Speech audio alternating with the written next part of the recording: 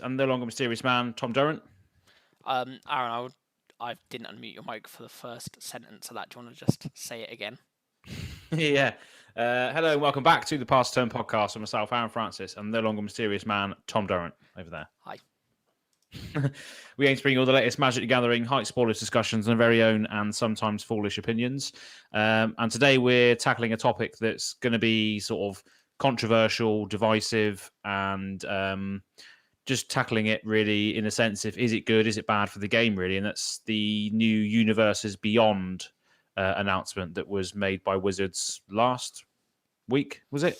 The 25th. That's when it was. 25th. Yeah. Which is last Thursday. Last Thursday. Yeah, so have you got the article up there with regards to what's going on with this? So, Universes Beyond is that we'll see Magic, the game of Magic, in worlds that are not in the multiverse. So here's the article released by Wizards. I believe there was like a video, like a stream that they did first, sort of revealing it. So yeah, the realms of Universes Beyond combines the gameplay of Magic with worlds, characters, and stories that are cherished by millions of fans around the world. And straight off the bat, among these worlds will be Warhammer 40k and Lord of the Rings, with other sets set to join. That's two big hitters straight off, isn't it? I can't think of massive two bigger sort of nerd fandoms off the top of my head anyway. No, I mean it's good as well because Warhammer 40k, Lords of the Rings, that's a space that they must have been speaking to Games Workshop, because Games Workshop had the Lords of the Rings Warhammer, and they also had Warhammer 40k, and obviously they got the Age of Sigmar as well, the fantasy version. 40k is like the guns and lasers and aliens sort of style stuff, the Space Marines and that. So I imagine a lot of people are going to be. There's going to be a lot of bleed over, more so than obviously Walking Dead, because obviously Walking Dead was they mentioned this later, but the fandoms of Warhammer and Magic are much more aligned than Walking Dead and Magic. Yeah, and I think for these first two of Universes Beyond, I think that's very deliberate. I think they wanted Magic fans to probably not be too angry, rather than going straight in with a fandom that they're like, we literally don't care about this, why are you doing this to our game? Yeah. Whereas there's probably a lot of people that have already sat there and gone, how would you design Gandalf as a Magic card? Roll out it's ideas. mental because people have done this. You know, if you look at the custom Magic card community, 40k has been done, Lords of the Rings has been done. All of these massive nerd fandoms have already been made and done, albeit obviously they're not going to be designed by the designers that are being paid by Wizards, and obviously they're the brains behind the operation. So it's going to be better in their hands, obviously, but it has been done. People are interested in it. Yeah, exactly. And I did a video on this on my other channel just briefly in regards to the Tyranid army. I designed cards for Warhammer 40k's Tyranid army, which is basically like the insectoids of Warhammer 40,000. And of course I would build them because I want to see insect support. Exactly. And maybe we will see the Tyranids be called insects or something like that. But it begs all sorts of different questions. But yeah, there's definitely interest. There's definitely interest all round for it, so I'm excited for it. Yeah, that's something that sort of does interest me quite a lot. Are they going to try and make these worlds, like you said, are they going to try and say, oh, Tyranids are insects, so they can play in the Magic world of insects? Or will they say, oh no, Tyranids are Tyranids, and they'll be the tribe of Tyranids, and they won't interact with 99% of other Magic cards? It's only within these special sets you get these types. Like, will they deliberately try and sort of force them apart a little bit? Because it's worth saying here, these are going to be black border. They are legal. Yeah. They've been a bit coy about saying how legal they are in Legacy and Vintage, but assumingly they are the same as any Commander product. They're legal in Commander, Legacy, Vintage, and other fan-made formats. Yeah, I think that's the hole that Commander puts itself in, especially is because it's fan made and it was made just from the love of the game and trying to make it more epic and sprawling in nature. It's going to be hard. People will rule zero it, and they'll say, "Oh, you can't play with Negan. You can't play with the Swarm Lord. The Tyranid army is going to be the commander. I expect Swarm Lord." And I think that's unhealthy. That's not fair. And I think that's going to be hard to tackle. But yeah, it's like you say, where do they make it? Are the Commander Rules Committee going to see these products come out and say, yeah, these are playable, just like the Walking Dead ones are? I guess I think they it's have to hard. really, because they are very much Yeah, off the line. If you go into the shop and pick up Magic cards, they want you to be able to play with it. yeah. So again, that's another point. These universes beyond, apparently, like they can come in a variety of ways. So I'm not sure if it says later in the article here or whether or not they said it somewhere else. But I believe the 40k stuff is going to be a selection of commander decks. So just pre-con commanders. I assume there's going to be a Space Marine, Tyranid. Fair, I that's hope the only so. two things I know from 40k. I'm not their biggest fan. Yeah, I yeah, remember when it was Tau. I think they're dead now. Who knows? yeah, But yeah. anyway, so there's me. We don't even know how many. I don't think so. There could be as many as there are armies in 40k. There could only be I 4. th- There could be, don't know. yeah. I think it says it somewhere in this article, but we just have to dig around to try and find it. But yeah, I think there is 5. Here we go. Commander decks, for example. There will see. They will not be. These will not be secret layer products. Yeah, that's another thing that they've addressed here. They're not Yeah, going to be secret layer products. They're not going to be FOMO products. I believe they'll probably pump them out, just like the commander decks are widely yeah. distributed. But as they do say Um, there may be tie-in secret layers, which does worry right. me slightly. They said the example they Yeah. gave is there were the Godzilla cards in Ikoria, but you could get the cool Yeah. promo Godzilla lands in a secret lair. So they could do Mm, something similar with that. They could do like, oh, here's the Warhammer commander decks, and then in a secret layer you can get cool Warhammer lands. And you're like, oh, that's all fun and good. yeah. But what it might actually be is, okay, here's the cool Warhammer commander decks. Then it's a secret layer. Here's the actual 5 really cool legendaries that everyone actually wanted in the set, and only available as secret layer. That's the bit that Yeah. worries me. If they go down that route, and like they said, what if they did Lord of the Rings and they said, yeah, but if you want the Fellowship, now you've just got to go and buy the Secret secret layer. layer. It's like, oh, it doesn't quite do what I want it to do Yeah. now. But I Yeah. don't think they will do that. Yeah. I think they will be sort of promos, alternate arts. There'll be weird sort of additional things, maybe deep lore. I'd probably not Mm, that, because I think then you've got too narrow a audience. yeah. Yeah. I don't. Yeah. Especially with Yeah, if you make it really exclusive to get the characters, that's a bit of a piss take, isn't it? Yeah, I imagine they will if they release a Lord of the Rings one. Well, of course they will, but they'll probably have like your Gandalfs and your Frodos in the main set, or the Commander decks, or whatever they are. Yeah, I don't know what they're going to. Yeah, Secret Lair. Hopefully, it's just an aesthetic rather than anything else. yeah. But Um, see, I think they've said the Lord of the Rings set. So we said the 40k stuff is commander decks. I think hmm, they said the Lord of the Rings ones is a full set. So I'm assuming that's a draftable set. I'm assuming that's what it'll yeah, be made for. And very interested to see how they do that. yeah, because that'll be awesome. That'll be awesome. It says here as well. The stamp, obviously, the stamp of the set there, you can see it on the screen. It looks familiar because it's already been doctored on the Walking Dead cards, which are going to be grandfathered in inverted commas into universes beyond. Yeah. So that means they really should have been part of this the whole time, really. Um, So it's interesting to know how much of this has been changed because of the backlash of Walking Dead, or yeah, I don't know, because they said these other ones they're not actually coming out until 2022. So you've got at hmm, least, well, not quite at least, but probably a year to wait until we get to see any of this.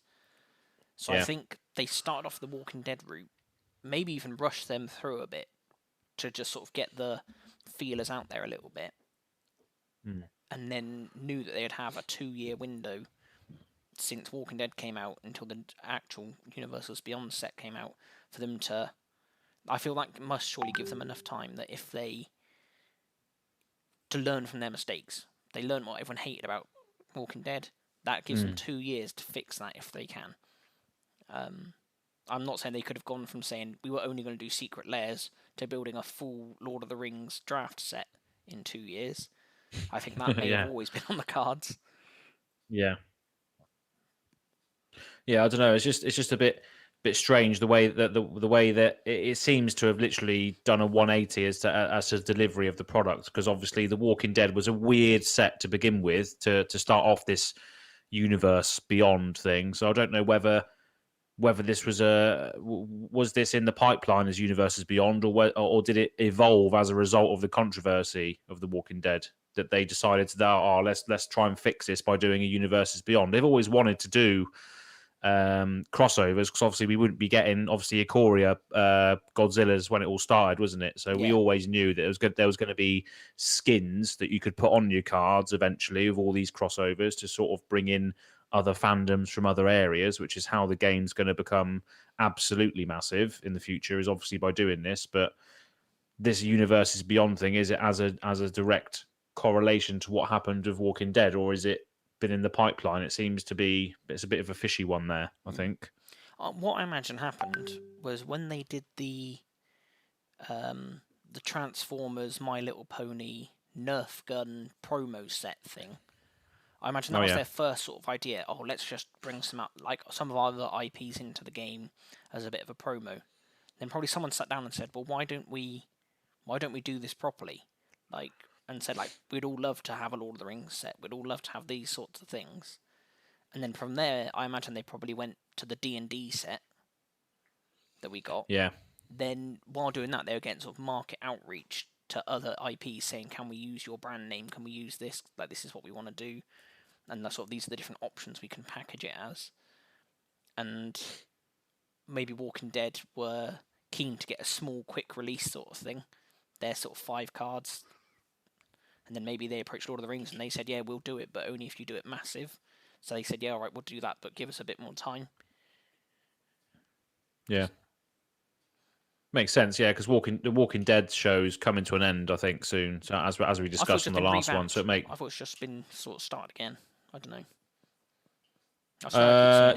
New again.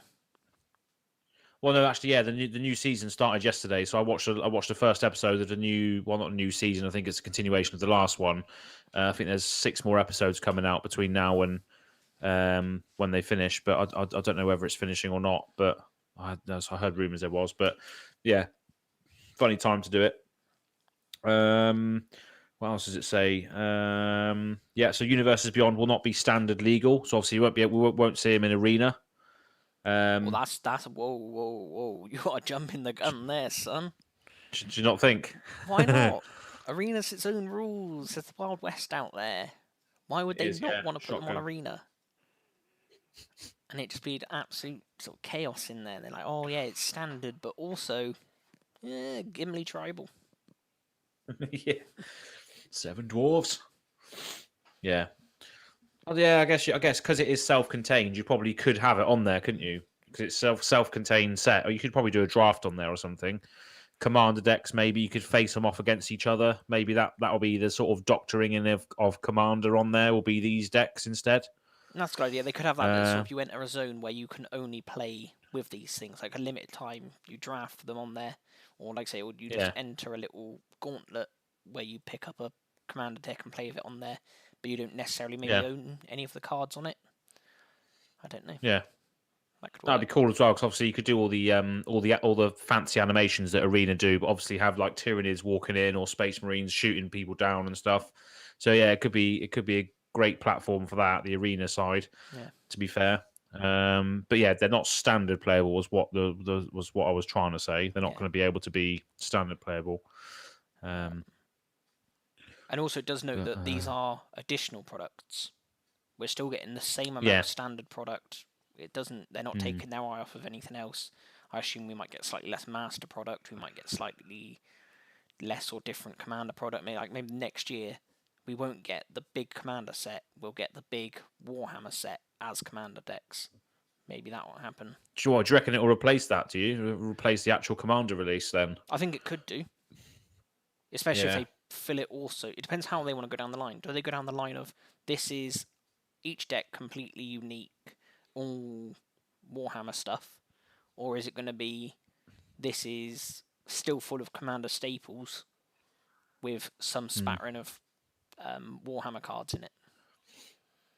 And personally, I think if they're going to go all in. These are 100 Warhammer cards in here, not 100 mix and match Warhammer / Magic. I reckon the Commander decks that they release will be all new cards for those armies. Or at very least fully reskinned cards. Yeah, or fully reskinned cards. There could be like a few fun cards they can sort of just. I don't know if there's some names. Like if there was a card in Magic called the One Ring, they probably would want it to be more powerful than that. But but I don't know if there was a card. I'm trying to think of like a funny example. Say there was like a terminology in Warhammer 40k that there's already a card for in Magic. They might just slip that in as a bit of a nod and a joke. Yeah, there probably is sort of Easter eggs everywhere with regards to all these geekdoms in different cards and what have you. I'm sure there is somewhere. I'm sure someone's already found one at least. Yeah, and also we already know there's millions of subtle, some even not so subtle, references to other things in Magic. So yeah, and like you don't know what even the artists are sometimes basing their ideas on. No. I've seen a few pictures already of Warhammer models next to a picture of Phyrexian, like really old school Phyrexian stuff. And like, is it really any different, or is it just the same thing in a different light? It's weird as well though, because Magic, and I think it was Mark Rosewater himself said that Magic never wanted to print guns on their cards. No, that was originally quite a big rule, wasn't it?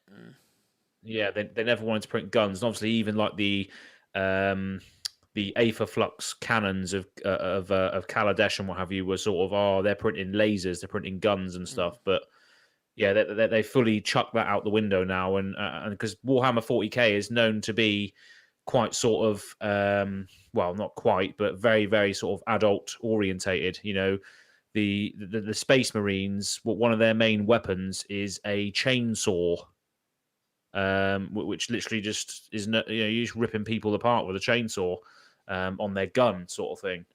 What, Tyranids like are huge. Gears of War, that sort of thing. Like Gears of War. Oh, yeah, that's it. Yeah. Now that's a crossover I'd pay for personally, Wizards, if you're listening. Well, I'm sure we'll see it at some point. Yeah. When they start screaming the battle. Yeah. But yeah, it's just again, it's like Walking Dead. It's very graphic. It's very, very adult orientated. So it's interesting how they're going into that space again.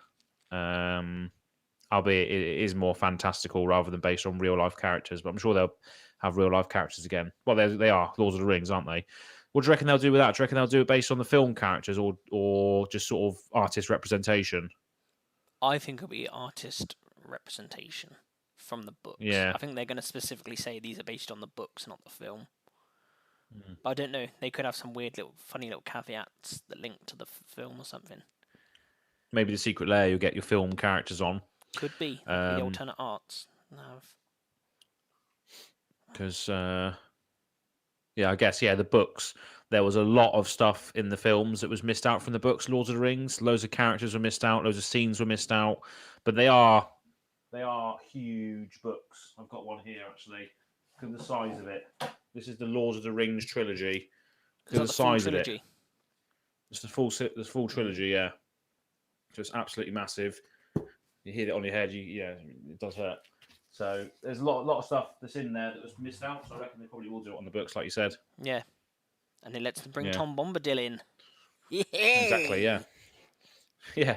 Everyone. And there was a Hobbit as well that accompanied the Fellowship until I think it was Rivendell, called Fatty. I don't remember that. Yeah. No, there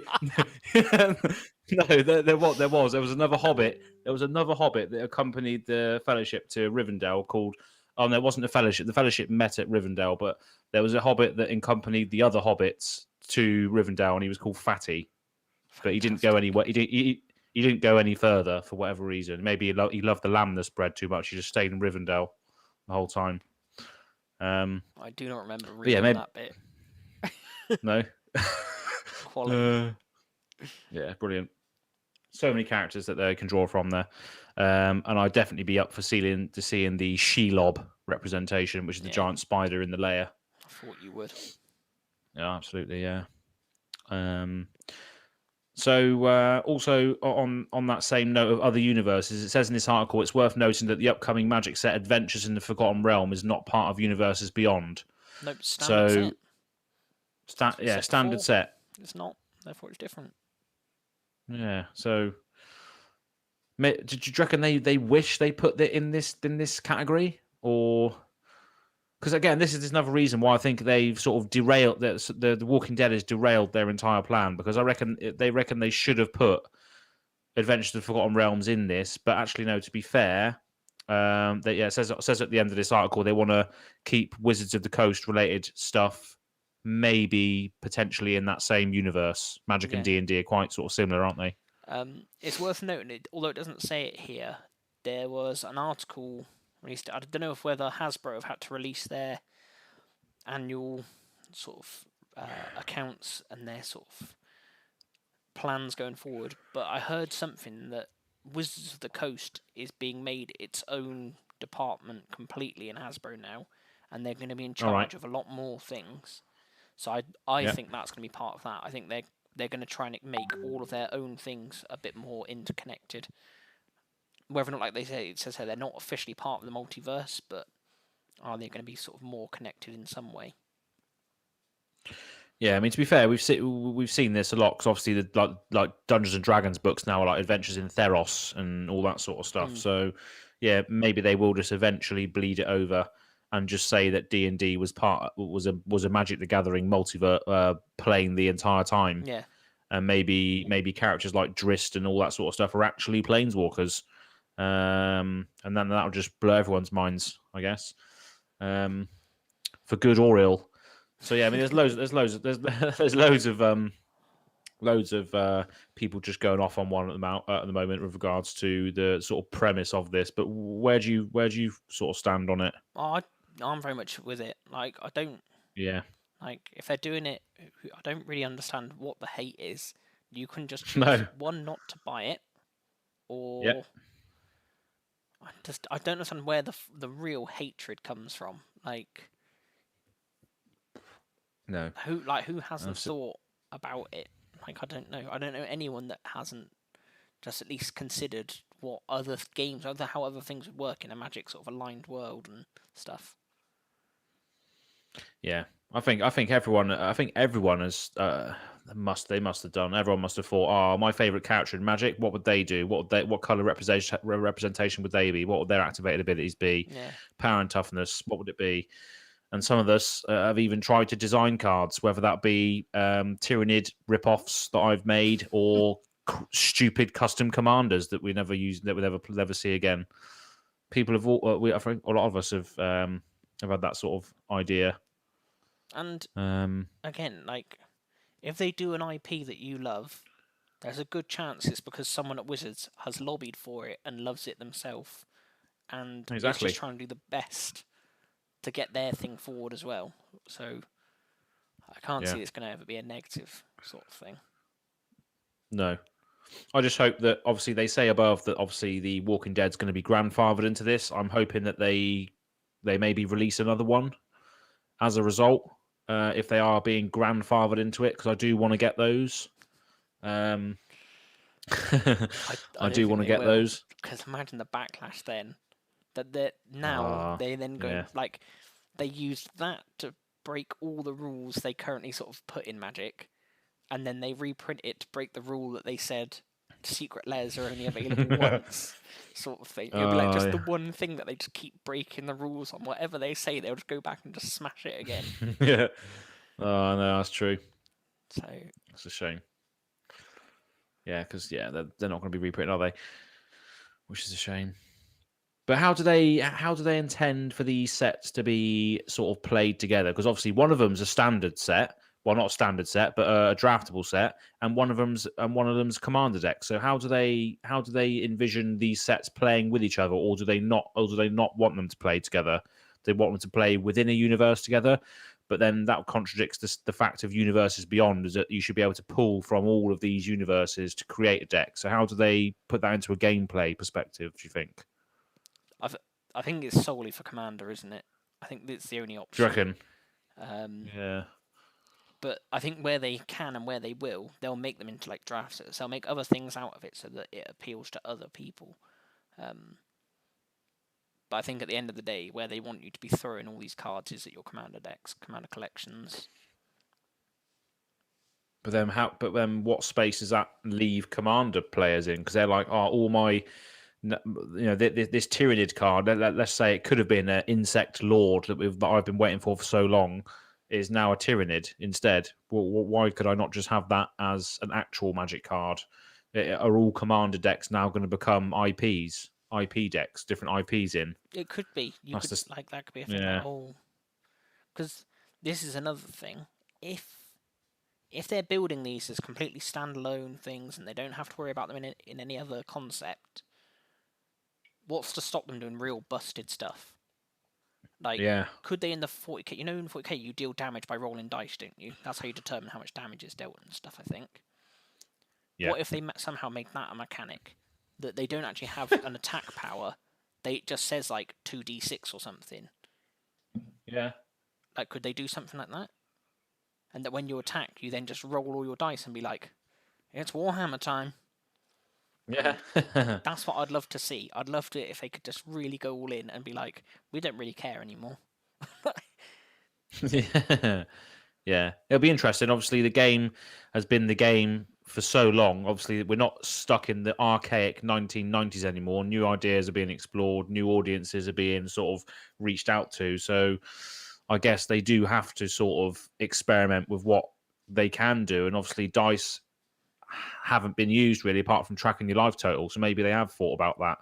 Who knows? But it would be pretty bombastic to be watching a game of Magic and then someone chucks a load of dice over the table, like like we did when we were counting Vince's tokens or whatever he was always generating on that episode. Again, maybe Just they a load of saw that and load of just dice. thought, "Here we are. That's an There idea, we mate. go, sorted. We'll do it." Brilliant. Yeah. So yeah, I'm very much looking forward to it. I'm a massive nerd. I love all sorts of different universes and geekdoms, and I definitely think it's a good idea to reach out to people that love different IPs, and it is a bit of a cash grab, and they know it's going to make money, which is why they're doing it. And obviously, they're dictated to, I guess, by Hasbro, who do have all these sort of different toy lines and different properties that they control. So I guess they're seeing all that money and just thinking, yeah, why not? Let's give it a go. And the way the Magic's growing, it's not gonna harm anything else. I don't think it's not going to harm like Arena. It's definitely not going to harm that because we'll still have our standard rotating sets and stuff. So we're not going to see any sort of fallout from that at all, are we? No, I can't see it. Apart from just the division online, the fact that there is so many Yeah, people that are furious that Wizards would dare sully the good name of Magic with the filth that is Warhammer 40k and Lord of the Rings. It's like, it's not like they're trying to say like, "Oh look, here's Magic Porn Edition." Fair, they'd probably enjoy that. They'd probably enjoy that. yeah, yeah. That was a bad example. I'm sorry, guys, Yeah, funny. but I don't get But it. what is the sort of genesis of the hatred? Is it just literally because magic is supposed to be magic, not anything else? Is that literally the I only argument people have? I think it's partly that it just sort of takes you off board. Like, you just don't feel like you're part of it, and it's just, Yeah, so it's partly that part that it feels like Magic are just doing like what's here doing a cash grab, that they are just saying like it's almost like them selling out. Like, they've sort of run out of ideas of their own, and they're just willing to steal other people's ideas, pay them a bit for it, and know that everyone's going yeah, to love it and buy it. And I don't know what the third point I was going to make is, but there was one. Just know that. Pay for yeah. our premium subscription, I'll tell you. Will that work? Stick it behind a paywall. That is the answer to everything. But yeah. So I was just going to ask you, which of the two excite you more? Like, not even necessarily like the fact of Commander versus like full set. Of which one are you more looking forward to seeing? The Warhammer or Lord of the Rings cards? I don't know. It's hard. It's definitely a hard one, but I would say 40k just because of the fact that I was so close to starting 40k, but I just didn't have the time, didn't have the sort of money to invest in miniatures and paint them all. Because if you turn up to a Warhammer 40k table with unpainted miniatures, you look like an absolute idiot.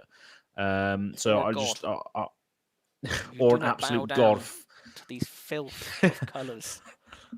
Yeah, just a bunch of grey models on the table. That's literally they might as well just be all shapeshifters. Yeah, I think I'm looking forward to that the most because I was going to start the Tyranids 40k. I was so close to buying a battle force, which is basically a huge army of everything you need in the box, basically. But I just couldn't get my hands on them because Games Workshop during the pandemic, all of their stocks went up. They were all of their stuff was flying off the shelves, and you couldn't get it anywhere. So yeah, I couldn't get it, which is good because I've obviously now this has come out. So yeah, I guess just 40k for that reason, just because I was so close to getting it, and I wanted to see insects and spiders and horrors sort of represented because that's the cards that I designed for Tyranids were based on insect, spider, nightmare, and horror creature type. And I think it could be amalgamation of any of those, or as you say, it could just be Tyranid creature type. Yeah, I'm ranting, but yeah, I can't wait for it, to be honest. You know what, Aaron? Rule 0: I'll allow Tyranids to count as insects for you. When we're Excellent. playing, that's on the cards. Nice. Um, What about you? What do you reckon? For me, it's Lord of the Rings, hands down. Like I said, yeah. I sort of have dabbled with 40k in the past, not a lot, Yeah. but yeah, for me, love Lord of the Rings. Like it was Yeah. I guess the first sort of fantasy thing that obviously being like the massive films they were. It was the first thing that sort of made me realize, oh, this is a thing. Like, Yeah. So yeah, so for me that was just massive. Me and my friends just loved it all the time. Yeah, I'm just glad. And I think Did you go watch all the films in cinema as well? Did you? I think so. I can't remember if I actually saw Return of the King in the cinema. I definitely remember watching the first two. Yeah. I must have done. They I must have to see the third. So they came out around Christmas time normally, didn't they? Yeah, I remember Two Towers going to see that one. Well, I don't know because I was quite small. Maybe it wasn't that late. But I seem to think it was past midnight when I came out. But it could have just been like 9 o'clock. And to a young person, you think this is probably midnight now. Oh yeah, yeah. I'm up past 9 o'clock. Woo! Exactly. What a rush that was. So, yeah, I remember having my first. I remember having my first Red Bull in the cinema. It was ridiculous. Such an experience. The feeling you get off that when you're a kid is mental. And never look back. It's like, oh, I've had a Red Bull. Yeah, I'm well awake. Yeah. It's fucking ridiculous. Such a ridiculous feeling. And then that just leads and then you get the crash afterwards. People that just sit around watching weird movies stoned. That's sort of the next step. Pretty much. And you're just like, yeah, that's it. Wow, I never knew there were so many colours. Mental. Yeah, but I'm thoroughly looking forward to both, obviously, because Commander sets are going to be obviously a sort of a release, contained within itself. You can play out of the box with all 5 decks. Obviously, it's going to feel like a big, massive Warhammer 40k battle between all the factions that you're playing with. So that's going to be fun. You could have I'm sure there'll be a game nights episode on Command Zone where they all just play with different decks straight out of the box. It's going to be hilarious and good and stuff. So I can't wait to sort of see how the community responds to it in that way. All the big content creators, how they respond to it. I've seen a few reactions like Pleasant Kenobi and a few others, but I don't think anyone else has really sort of covered it yet. because I'm not sure how they're gonna. I'm not sure if they've put their thoughts out there yet. Well, we have, and our thoughts are great. Oh, I always go to put my thumb up here, and it goes off screen, so I have to bring it back in. Yeah. So, and I don't know why, because also I can see the camera. I know where it is, but for some reason in my mind, I think go there. Go there. That's a fun little tidbit for those watching. Brilliant. So I reckon let's have a look then. So I've got a list here of Hasbro toys, which they could probably implement at some point. So first one that comes up under under A, what do you reckon A is going to be? So A to Z. Amazing Adventures of the Aardvark. Aardvark is close. Avengers. So they own the Hasbro toy rights to Avengers toys. So Captain America, Hulk, Iron Man. So they own the rights to all the toys represented with Disney. So we can expect to see universes beyond that are based on Marvel characters, which is something that I reckon the community have designed Captain America cards, Iron Man cards, Hulk cards. And also, even if we necessarily haven't designed them, how many alters do you see that are based on other IPs? How many alters have you seen that have just got... I haven't seen that many like Warhammer ones, but I see loads of like Lord of the Rings style ones. Again, Marvel is another big one you see. Dragon Ball Z you see quite a lot of. I don't know, but again, I just can't understand. Maybe it is just Magic has two different types of players. Those that are sort of thematically in it and enjoy the sort of world and have fun, and then I don't know, maybe the people that are more serious gamers are the ones that like sort of take the tournament more seriously, are the ones that don't want to see this. But again, I know a lot of sort of top players say they wouldn't really care if there was no pictures and it was just a little card that had text on it, and that's all it was, and it had no name, just said card 1. So to them, I can't see this matters. It's just another one of the 16,000 cards available to them. Yeah, that's what I don't get. Which part of the community? Yeah, who is it? Which contingency is it of the players? It's not us casual players who like to play kitchen tabletop Magic, where a Tyrannid can lead a bunch of insect tribal stuff. But I guess Commander and stuff is just a casual format, so you sort of make your own rules up. But where was I going with this? I can't remember. Just who's angry? No one. Yeah, who's angry? Yeah, because that's it. Because you're a massive fan of the lore and the Magic the Gathering universe and story. So if Lorthros, not Lorthros, what's they call people that love lore? Vorthos, is it? Vorthos. What, as in the Tidemaker, the octopus? No, Vorthos. Ah, Vorthos. Which I'm not really sure where that comes from. But no, I don't either. But yeah, so if Vorthos people aren't sort of mad at it like yourself, obviously you love the lore, you're still for it. I imagine there's probably some lore people very upset. They're like, no. Yeah, I guess. No, my lore. Yeah. Yeah. Just like when Star Wars got absolutely butchered by Disney, all the lore people would just be like, oh, why did this happen like this? Why? She can't control it. It's just, if you can't control it, there's no point getting upset about it, is there? So I guess they think if enough of them get upset, things might change.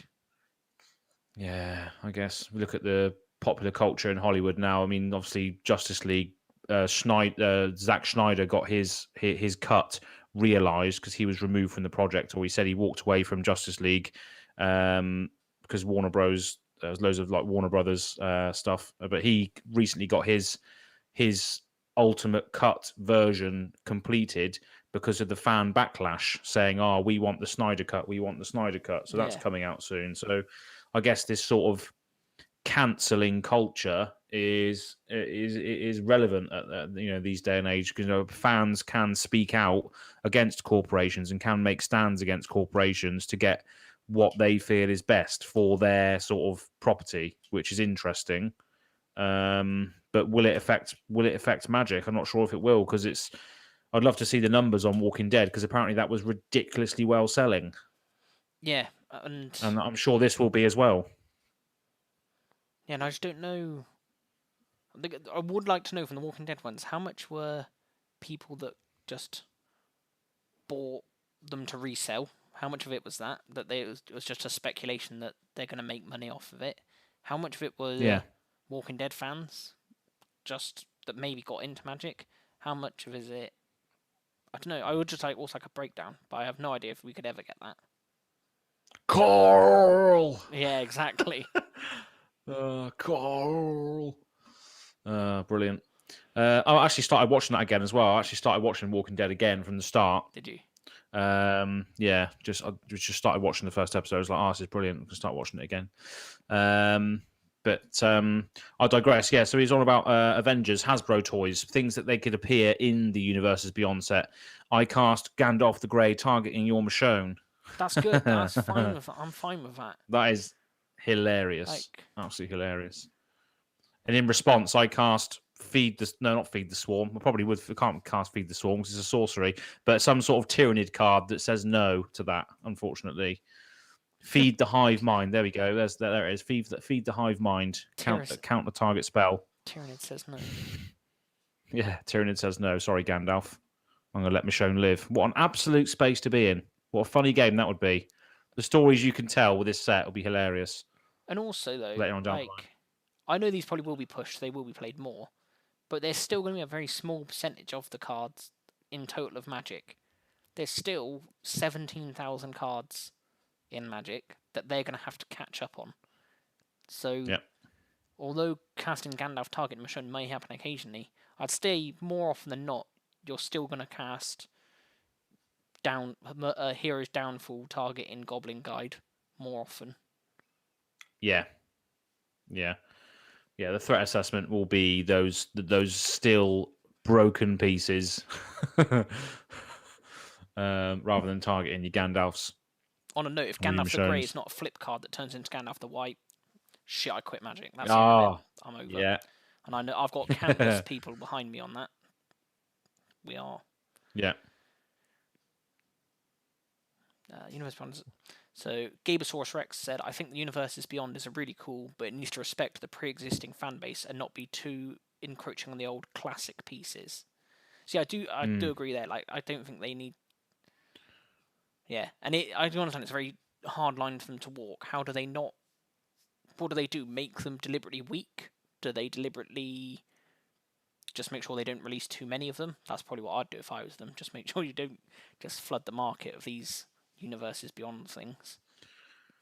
It's just how are they going to interact? Yeah. Like, if the One Ring is actually just Black Lotus but taps for 4 mana instead. Yeah, if it's like strictly better, like famous cards that are already like beyond too good. Yeah, maybe that'd be too much. But yeah, that'll definitely be too much. That threw me off. I can't remember what I was going to say now. Don't know, what could the One Ring do? Do you reckon it's just an equipment? Give you hexproof, unblockable for normal people? Definitely unblockable, because it makes them invisible, doesn't it? Exactly. It can only be blocked by creatures with shadow, because the thingies are Bring back shadow. Bring back shadow. Yeah, Nether Traitor was just reprinted in Time Spiral, so who knows? That's another card I want to mention later because it's an old classic. But yeah, just going back down the Hasbro toy line, we can expect to see Barney and Friends. Avengers, I'm Barney okay and Friends. With. Barney, I'm excited for. Barney and Friends. Beyblade. Bob the Builder. You know, we were saying about having like 40k cards. You roll the dice. Yeah. Well, for the Beyblade cards, you then have to just get an actual Beyblade and just rip it across the table, and just literally destroy your opponent's cards. That's where they're going to make the money from, because they're going to be like, rip this card into pieces. Is Pokemon a Hasbro property? I'm not sure if it is. Anymore. I think they had the original card game. 1998 to 2005. Was it? Yeah. And then they sold it on. They lost it. Yeah, I don't know if they thought it wasn't going to do very well. Maybe they thought it had that would its have been peak. funny. But yeah, to be God. honest, I'd love a Pokemon crossover. If that IP could be on the cards, I'd be down for that. And we could even God, my goodness. increase the colors of Magic up to how many different Pokemon types are there now? I want to say 9, Oh, maybe more. so many. Yeah. Anyway, increase the colors of Magic until there's that many, and then have a Pokemon crossover, and really Maybe this destroy is the game. set. Yeah, maybe this is the set. This is the reason. This is 800. this. Oh, maybe this is it. This is where we get our next color in these universes That'll be it. beyond. Do you reckon the the commander decks, any decks? Do you reckon there'll still be swamp, mountain, forest, island, plains, or do you reckon there'll be other things, different land types, different land names? I think they'll stay the same. I think that's too much of a core part of Magic for them to change. I Yeah, don't. I guess. But like I said, I think they'll probably just have cool artwork from those things that are their equivalents. Because how many sets these days are the islands don't really look like islands? It's just a body of water, and mountains No, that's true. can be like when we go to Ravnica, because it's actually a city. You don't really have a mountain; it's just a tall building. It's not really a forest; it's just a rooftop garden. Yeah. And things like that. They do bend it quite a lot for its own Yeah. uses.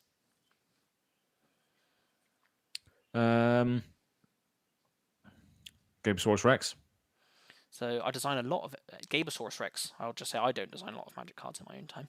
Gabesaurus Rex designs a lot of MTG cards in spare time, and will say there's tons of unexplored black bordered design space in MTG, and silver bordered is even more expansive. So yeah, there are loads. So are you saying there, Gabe, that isn't that there's tons of space that doesn't need outside IPs to be included in? Because I don't know, I'm just sort of the opinion, what does it matter if that design space is explored in Ravnica or in Mordor? That's the only place I can think of. He's welcome to explore those IPs to explore that space, and that's the kind of community we like here. We're very inclusive. Come on in. Absolutely. Would you like a cup of tea? A bit of chocolate? That's gone. Wife's eaten that. That's gone, I'm afraid. What chocolate is it? It's actually really good. White Oreo. Cadbury's White Oreo.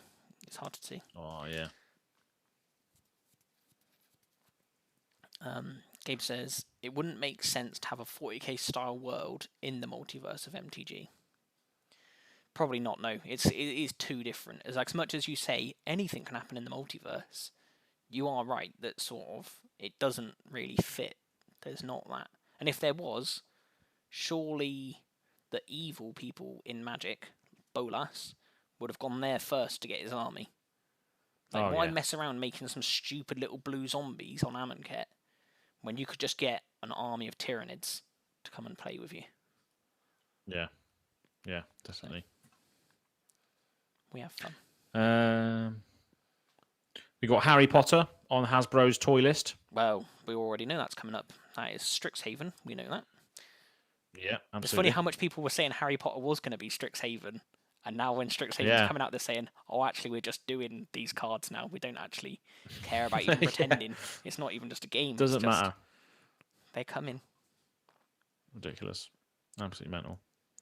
Obviously, My Little Pony is on here. Obviously, we've had that already. Nerf. We've had that on the Transformers. Was it? Yeah, it was wasn't Nerf. There was a Transformers Nerf and something else. I can't remember what.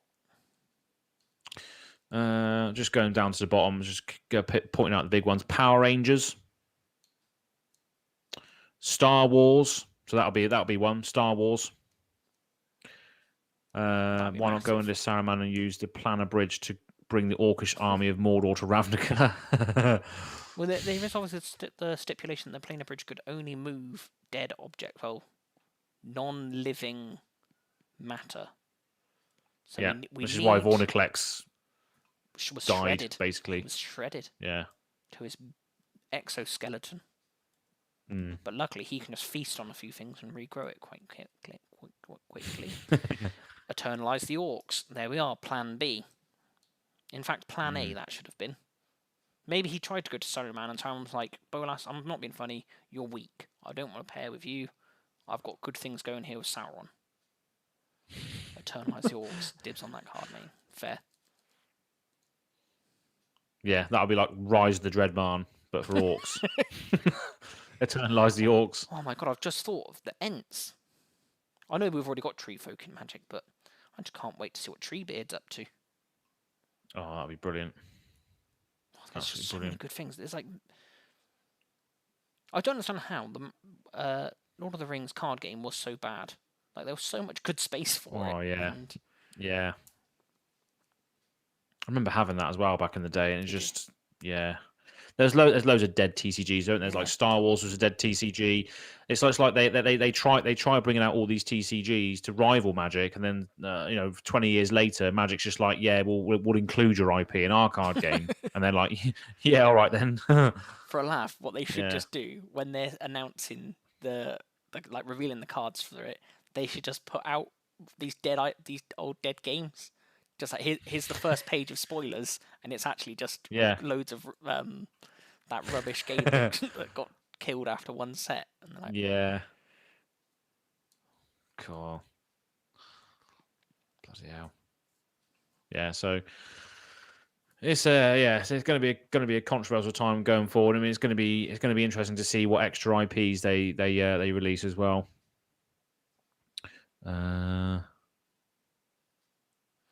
yeah, Gabe said, what creature type in Magic are hobbits? They're not dwarves, because dwarves are dwarves. Are they Kithkin? And I think at the beginning of the show, this time before you joined, Gabe, we were sort of saying this, is do they like rebrand the hobbits as, say, Kithkin that fit Magic? And we were talking earlier about Tyranids, wasn't it? Could you just Yeah. call Tyranids insects or like insect horrors or something like that?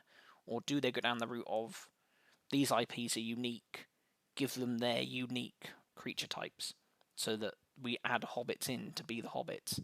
I know it breaks down a bit in Lord of the Rings because we've got elves, we've got dwarves, we've got humans. They're all very much interplayable. But with the 40k ones, I could definitely see them just going, right, all of these are just Tyranid cards, all of these are Space Marine cards, all of these are Toxic Marine. I don't know what they're actually called. Chaos Marines or Chaos something Marines. like that. But because they did this, was it back in Lorwyn, or was it Lorwyn or Shadowmoor, where they had tribal tribal enchantments and tribal sorceries and stuff, didn't they? Like, is it going to be called the Hive Mind, for instance, was a card I made for Tyranids, which basically buffed them all up. But is it going to say like a Tyranid enchantment or Tyranid sorcery, Tyranid instant? And do they all interact with each other rather than the wider game? Are they going to reference target Tyrannid you control gets blah blah blah, whereas the X's number of Tyrannids you control, or is it going to actually try and reference outside of those spaces as well? Well, how's that going to look? That's going to be the interesting thing is how the cards are going to read in this space, as well. Kithkin are a quick and agile race of small humanoids, mostly associated with white mana.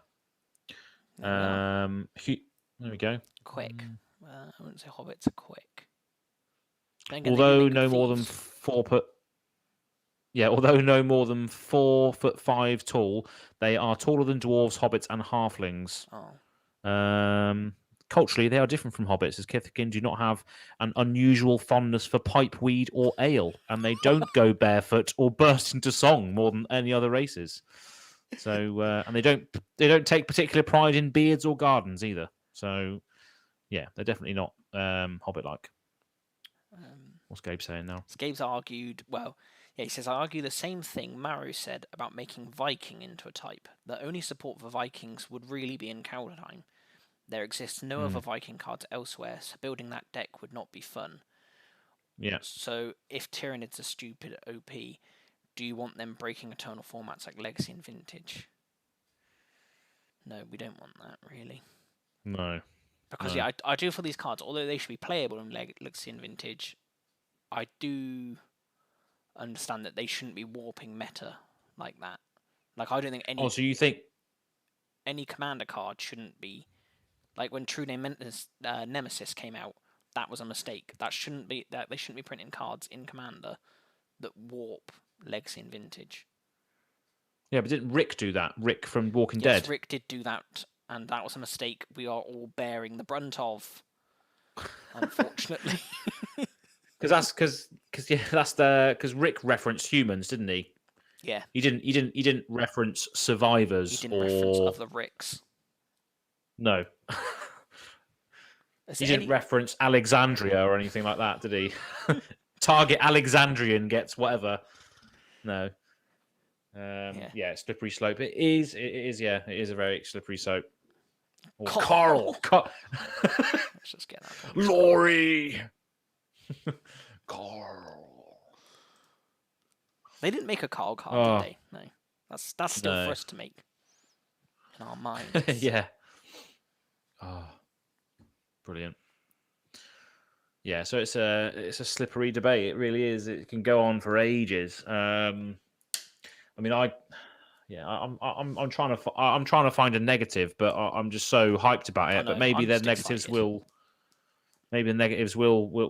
start creeping through when we see some cards, maybe. But that's so far away yet. But it's hard to, as a fan of a lot of different geekdoms, it's hard to sort of find the negative. Yeah. I guess that is the big negative. They either push it too far and they're too good, and therefore break Legacy and Vintage and become staples in Commander, which we don't really want them to be that good. You want them to be playable and fun, mainly in Commander, not the other two, but not really the best. But then you equally don't want them to like deliberately hold the power back, and when you get them, you're just like, no, these are just boring.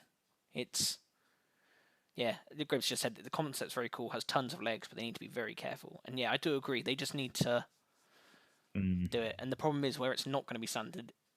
I don't know how much balancing are they going to bother doing, and how much. I don't know how much other people from the other side of the IP going to be trying to say, make it better, make it better. Like if they have Gandalf and they're like, oh no, he looks weak, make him strong, make him deal 7 damage. And they're like, no, that's way too much. Make it happen.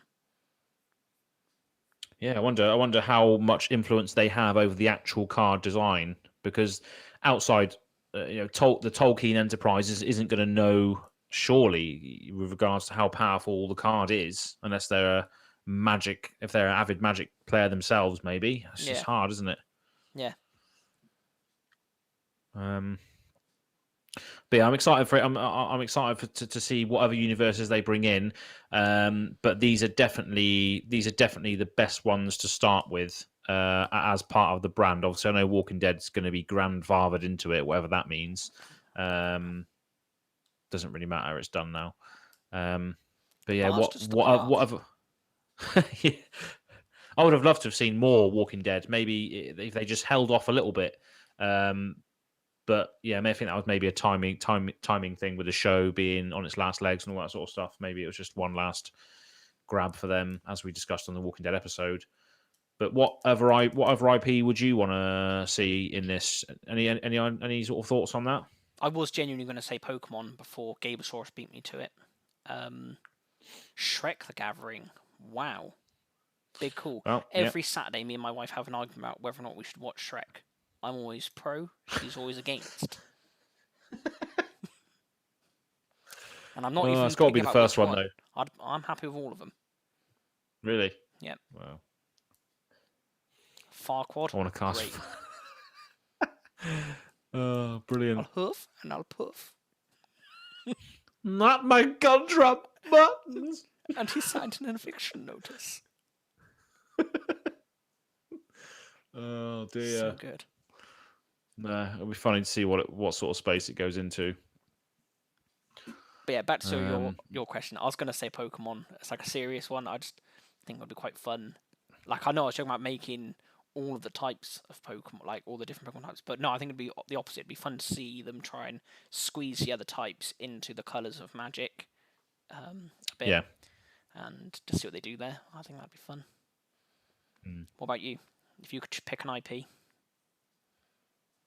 I would go with. I think they've already pretty much done this already in sort of Eldritch Moon, and the Eldrazi's and stuff were pretty much depictions of Lovecraftian horror. So you know, like Cthulhu type monsters, which is basically the huge dragon octopus squid sort of thing. But yeah, I'd love to see them explore that space, because that independent property is basically anybody can use the characters of that property right now. You don't have to ask permission for anybody from anyone, because H.P. Lovecraft is basically dead now. So I think he allowed everybody to use his works for whatever they want. So anyone can leverage the characters that he made and the world that he made. So they wouldn't even have to get sort of permission or anything, I don't think, for that sort of thing. But I'd love to see that, to be honest, because it's just, again, yeah, the Eldrazi sort of alien-esque horrors would be good to see. Gabosaurus Rex has said Destiny: The Gathering. Do you mean like the game, the sort of Video online game, shooter game thing? Well, I played the first one a bit, and my friends tricked me into buying a PS4 to get that, and I regretted that decision immensely. Yeah, Bungie's Destiny. Yeah, that's the one. Bungie, Yeah. that's the word. Yeah, I think that would be quite cool. I do like the world of it, and there's, like I said, I've not played much. I definitely played the second one, played the first one, and not even all the expansions and that. And yeah, there is a lot of cool stuff to it. You know, like the lore and characters. What did Alex say? Alex said, I'd like to see Diablo. And it's the only game he plays on his PS4. Oh, yes. Yeah, Diablo. What a game. It's another one that I think lends itself so easily. It's a very... Yeah. Obviously, another sort of fantasy, sort of high fantasy style. Obviously, it's different enough. It would be really awesome. Diablo would be awesome. Yeah, Gabe agrees. So good shout from Alex there. Which Diablo though? Which one did you play the most of, Alex? I'd love to know. I played Diablo 2 the most. But yeah, fantastic game that was. Never played the third one though, unfortunately. Didn't get round to it on PS4. Yeah, so they can incorporate anything really, can they? They do have they're going to have, after Warhammer 40k and after Lords of the Rings, they're going to have leverage to do whatever they want, because the sales figures are going to go through the roof. Let's be honest. Dark Souls, yeah, I've got the Dark Souls game behind me. Actually, you can actually see there, Dark Souls board game. So yeah, maybe they will do Dark Souls, but it has been done already from other board game stuff. Yeah, there's so many options in there. Yeah, and like you said, many options. Yeah, the more they do it, the more they're going to be able to reach out to other people and say, look, we shift 2 million units of this. Yeah. Like, and stuff. They'll be able to just...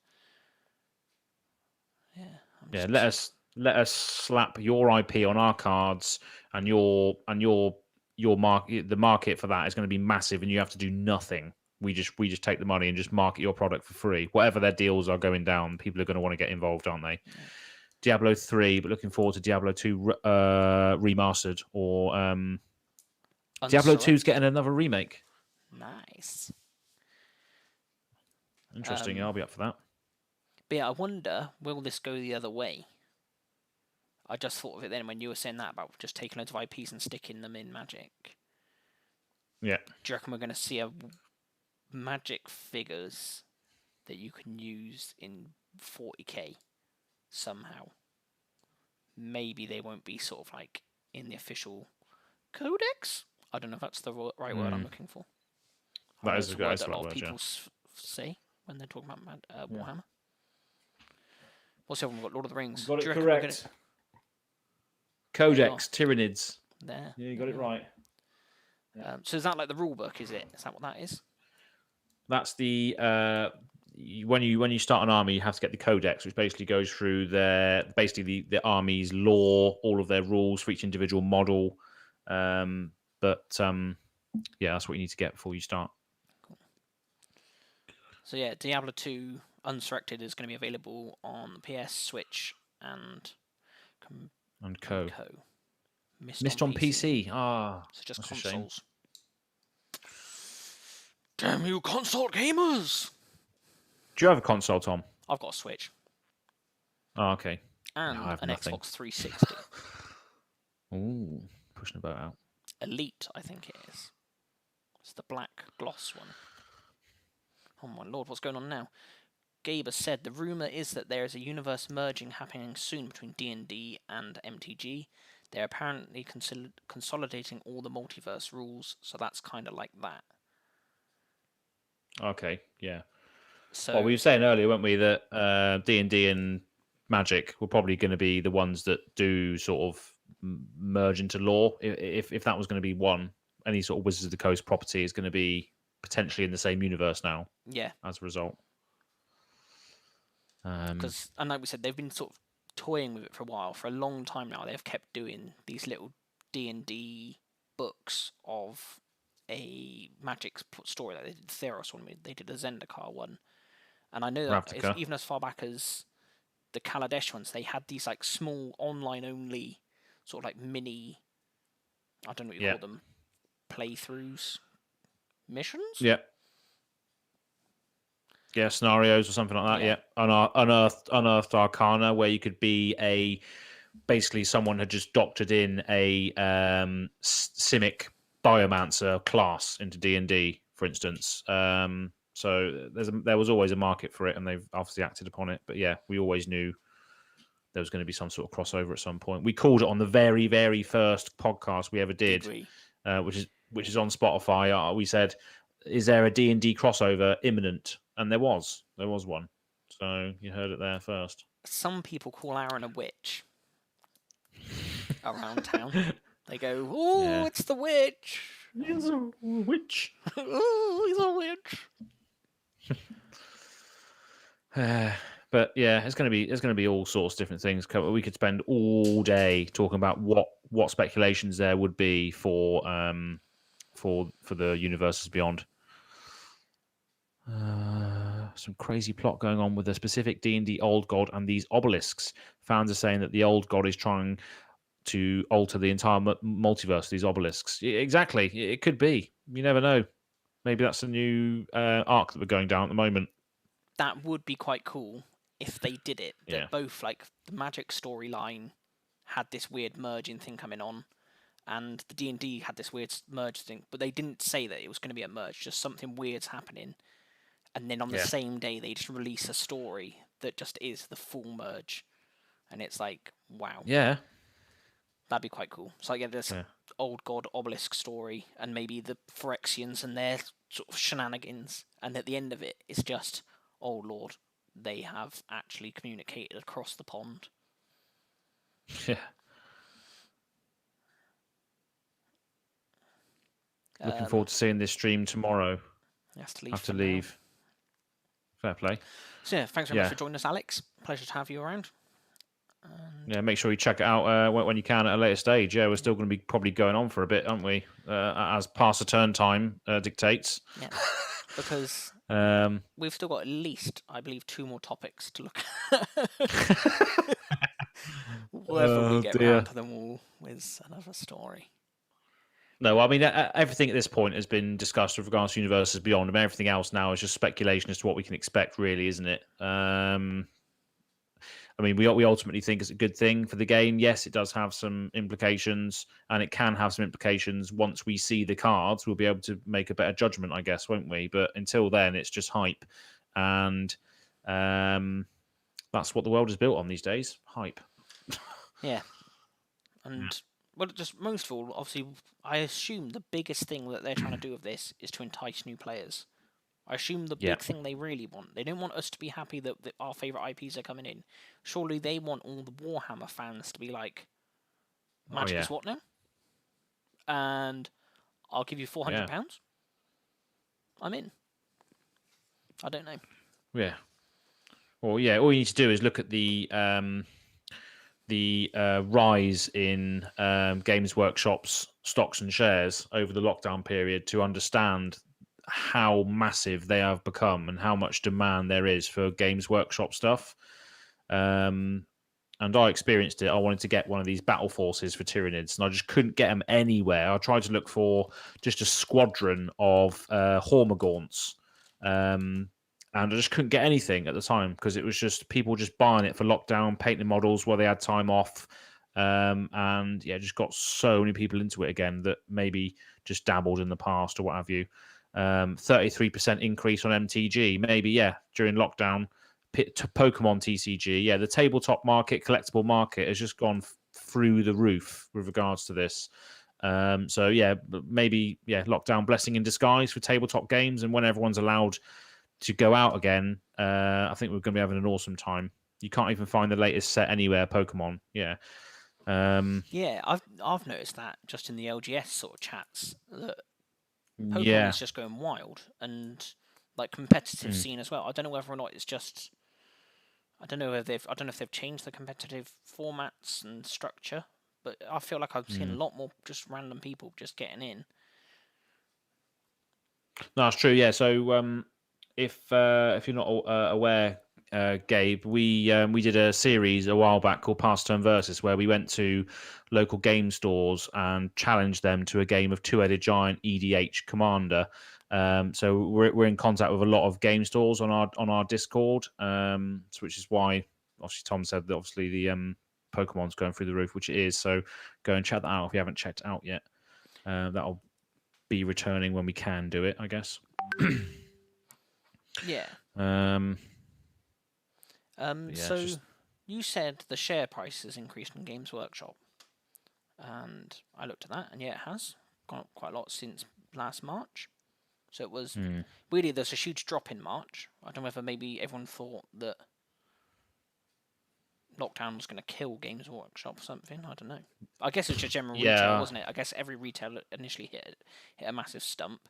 So on that day, 14th of March, is the day to have bought stock because it was only £4,000 or dollars a share. Now it's nearly 10,000. But if you could go back 5 years ago, it was only 500 quid. That's where the money was. Yeah, that's ridiculous. If you always knew them ones and not the 5 years ago that the companies go bust, we'd all be making money. Yeah, exactly. Yeah, you never know. During lockdown, you would have thought, right, this is it now. Tabletop gaming is going down the pan. We're not going to be able to do anything. Yeah. But it just had it completely the opposite effect, obviously, because people were like, oh, what can I do when I'm stuck at home? Oh, I can paint models. Where can I get models from? Games Workshop. Even people that weren't probably playing Games Workshop or Warhammer just wanted to buy models to paint them. And therefore, maybe got into the game as a result. Yeah, loads of people took up sort of stuff like that, wasn't it? Like painting, sort of puzzles, things like that. There's lots of little things you can just sit there sort of almost calmly do yourself. Yeah. So yeah, Gabe said he picked up MTG in lockdown and got 16-year-old cousin hooked. Yeah. Oh yeah. Thanks, Gabe. Thanks for getting your 16-year-old cousin hooked. It's the same as when you see older kids getting maybe the young teens into crack. And so they can peddle the drugs on the streets for them. That's the sort of market we'd really look for in this game. Yeah. Crack's bad, kids. Apart from Cracklands, they're okay. You're really in trouble. He hasn't gotten hooked on crack yet. We're on about Fetchlands here, nothing else. Yeah. Brilliant. So yeah, I think we've spoke about that enough now. To be fair, haven't we?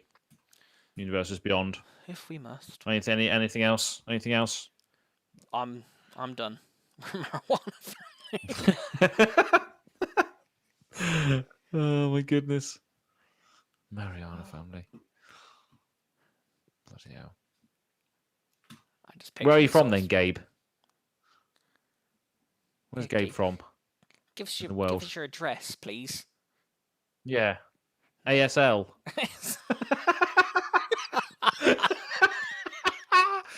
Ontario, Toronto. Nice. Nice. I think Toronto. I've got an auntie and uncle that live out there, but to be honest, I don't speak to them, so I don't know. 1, 2, 3, 4, Fake Street. Psych. Brilliant. I know. Nice. Toronto's got a pretty good magic scene, from what I gather. I think that's quite good over there.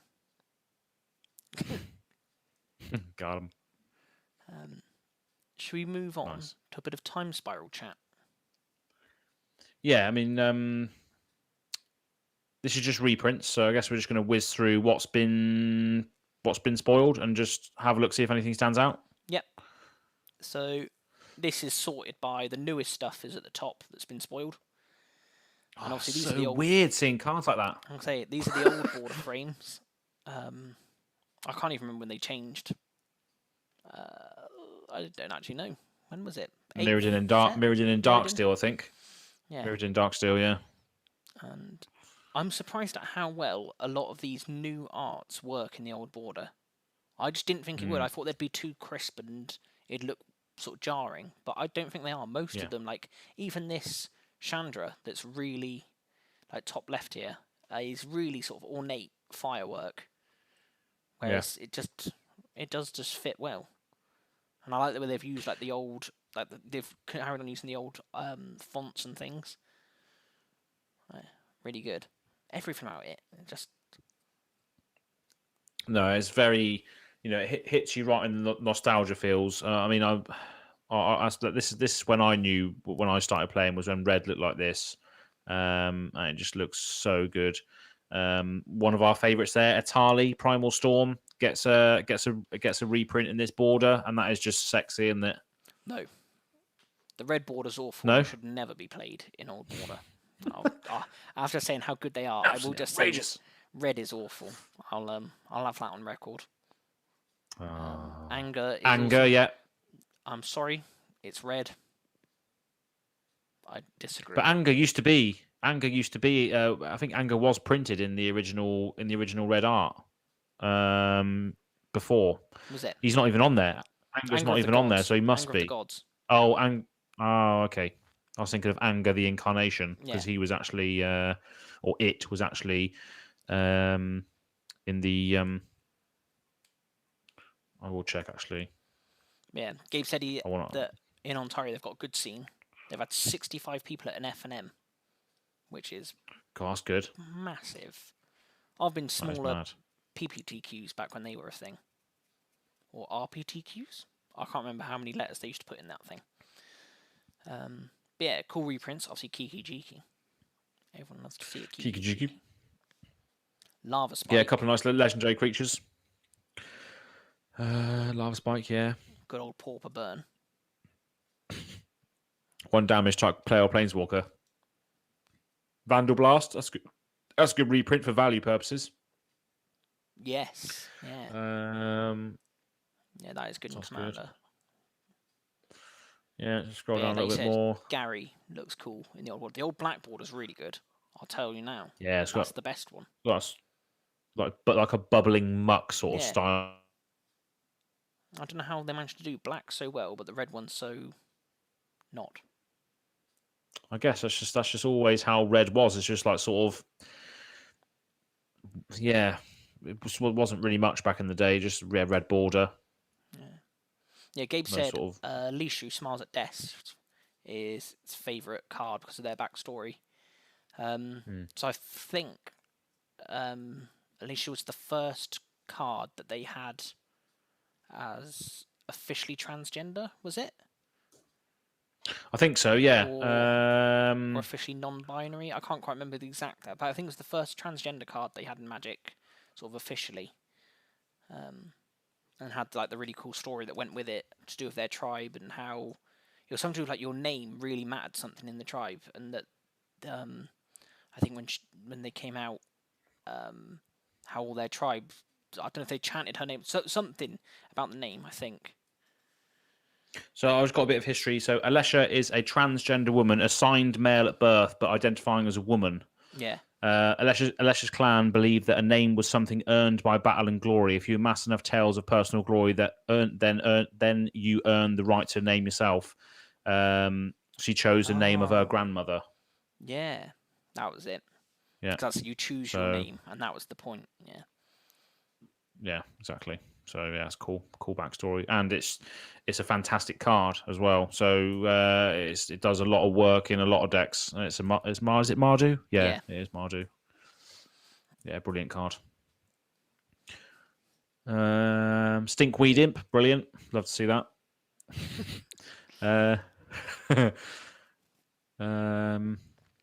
Tasiga looks cool in the old frame. I think Dismember looks really good as well. This dismember. Dismember. But yeah, Tazga looks Yeah. really good. Yeah, Yorgmoth. Oh, You said oh my goodness, Yorgmoth in a set Yorgmoth. and no Urza. Has there been an Urza card? Was he just... Oh, the blue one, of course, yes. Yeah. That came out with Yorgmoth, yeah. Yeah, that one. Oh, brilliant. Yeah, there we go. Look at that. Talrand, another printing for Talrand. Fantastic. Oh, he's literally printed in every set, isn't he? Good. Poor creature. Yeah, Oh, blue dear. was another good one. The border. I think the blue border's really Yeah. cool.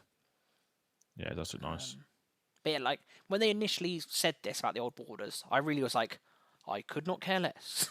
Like, it's just not a Yeah. product for me. But actually seeing them, I'm surprised how much I do like a lot of these cards. I don't think I like them enough that I'd still bother to buy these over other versions if they're more expensive. I'm not going to pay a premium for these, I don't think. But Yeah. if I do come across them, hey, I'm happy. They are cool. They are good. I'm enjoying them. So it's not like you have an Atali deck and you want to replace the Atali card with the other Atali card. No, it's not done that for me. I'm not good, but I know there are No. people that are. Like, I know people that have said like, oh, they're happily going to upgrade to these versions, and that's good. Like, I want it to be that people can play. It's the same as our theory on the Beyond Universes. If that's what you want in your deck, go for it. You have these cool different variations and stuff. Yeah, I remember one of my old other points earlier was because Vince Pleasant Kenobi made a really good point about altering cards. There's going to be cards that come out that are actual cards like Opt or Thoughtseize, as Gabesaurus Rex just said. He liked Thoughtseize in the old border.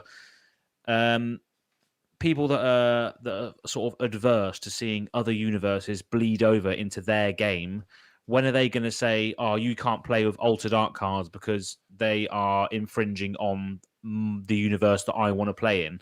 Yeah. For instance, so altering cards again is another thing that sort of bleeds into that space because you're making the card your own version, sort of thing.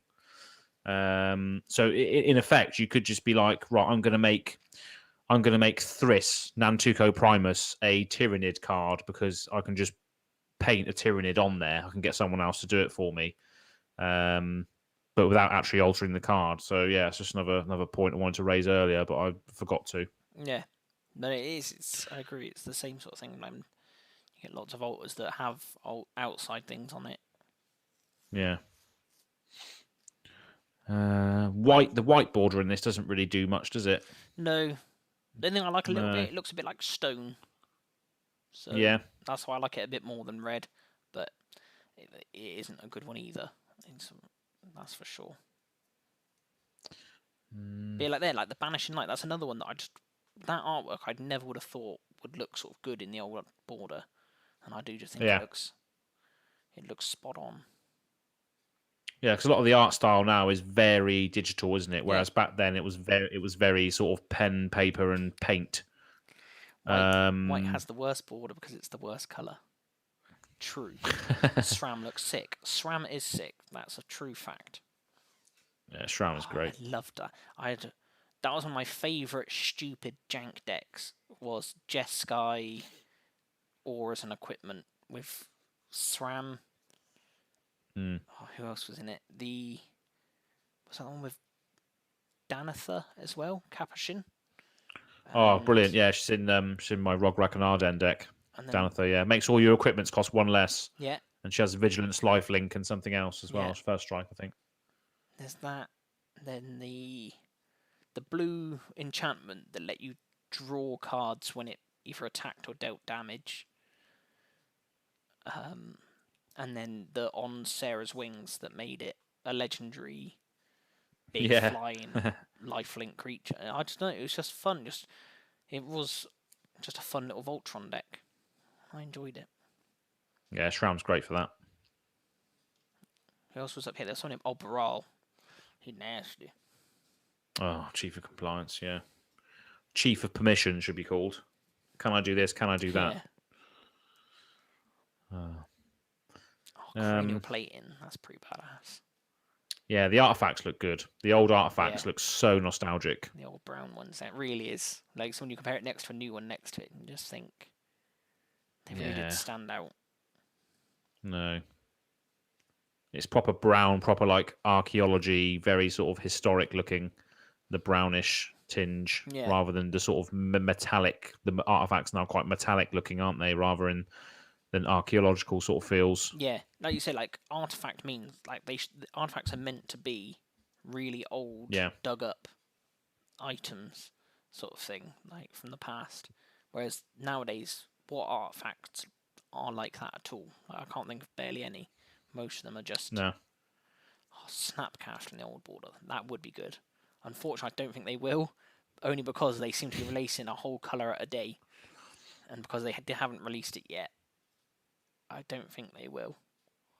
And also the same there, your point on Urza. I fear that their sort of chance has gone. The word mill. Also strange seeing the mill. Yeah. Where's Stinkweed? Is it in black? Yeah. Yeah, right at the top there. Fair. I personally like that. I think that's part of the reason. Sorry, I don't like some of the old border cards.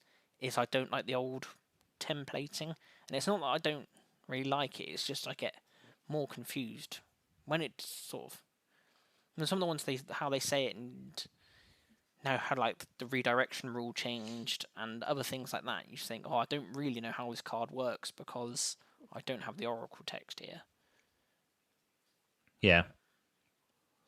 Whereas I do like these. They look old, but the rules are new. There's no instances of shuffle instead of shuffle your library or mana value in any of these, is there? Oh, is there not? That's the point. Oh no, converted mana cost. On repeal, on the first blue card, it does say converted mana cost. So no. Ah, yes, the new Cascade problem. Good old Cascade. When has Cascade not been a problem?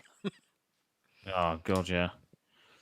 Oh, when I first saw that Apex Devastator, I just could not stop laughing at it. I sent Josh a video of it, the one that says Cascade, Cascade, Cascade, Cascade. I'm just like, what is going on here? I've never seen that resolved. I've never seen that. Well, obviously, because we can't really get games in with stuff at the moment. I still haven't seen it being played. I'd love to see it being played just because of the sheer lols. But yeah, all in all, that's pretty much all that's been spoiled, right? Oh no, remastered. Then, yeah. What's that? Now here's all just the normal border stuff. So that's all the cool old border remakes, and here's just normal stuff. Oh god, slivers are back. Good. Oh, no one great. going to enjoy that. So this set's meant to be really sort of chaos drafted, right? With this sort of set. What do you mean chaos drafted? Just drafted normally, you mean? Yeah, that's what I mean. Yeah. So yeah, it is a draft set, so I assume they've built it to be drafted. And I don't know. Because I think the original Time Spiral set was considered quite a good, sort of wild draft set in its day. So I think they've sort of tried to invoke that again. And they've sort of said that this is a love letter to sort of older Magic players going back to their what's the best. So this is a product that's not aimed at new players for a change. Simian Spirit Guide. Ooh, awkward. You've just been banned. Original Time Spiral was loved and hated. I was not around to know which. I don't think I did either, to be honest. Sudden spoiling, seeing a reprint, lovely, great card. Split second, end of turn, creatures target player controls, lose all abilities, and have base power and tough 0/2. That's brilliant. What's that just come out? Is it? Or where's that? No, sudden spoiling. The black card there. 2 people's faces on it. Yes, there it is. That's a good one. Yeah, like that. The pacts are in this as well. I think I saw Slaughter Pact earlier. The ones that cost 0, but then you have to pay a cost at the beginning of your upkeep, or otherwise you lose. Yeah. So they're quite cool. I think they were creeping up in price as well. So it's good to see they're coming back. So you got another way of casting something for 0 mana cost, but then you do have to pay for it next turn, otherwise you lose. So that's quite interesting. Yeah. More 0 cost stuff. Especially when you've got Hive Mind out, where everyone has to copy the spell. So everyone has to copy Oh it. wow! And then if they don't have, because they all have a colour in them. So if they don't have Was the there a colour, card called Hive Mind? what am I thinking of? No, I think no. You're right. You're right. Yeah. Whenever a player casts an instant or sorcery spell, each other player copies that spell. Each of those players may choose new targets.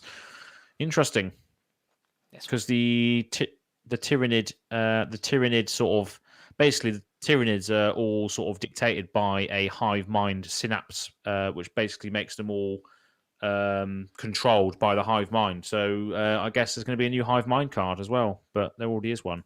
So that's interesting. I didn't know that. Learn something new every day. Yeah, that's a very interesting interaction. That could be getting a reprint. Yeah. Yeah, that was a silly idea of a deck I once had. Basically, how many ways can you have someone kill themselves with your bad spells?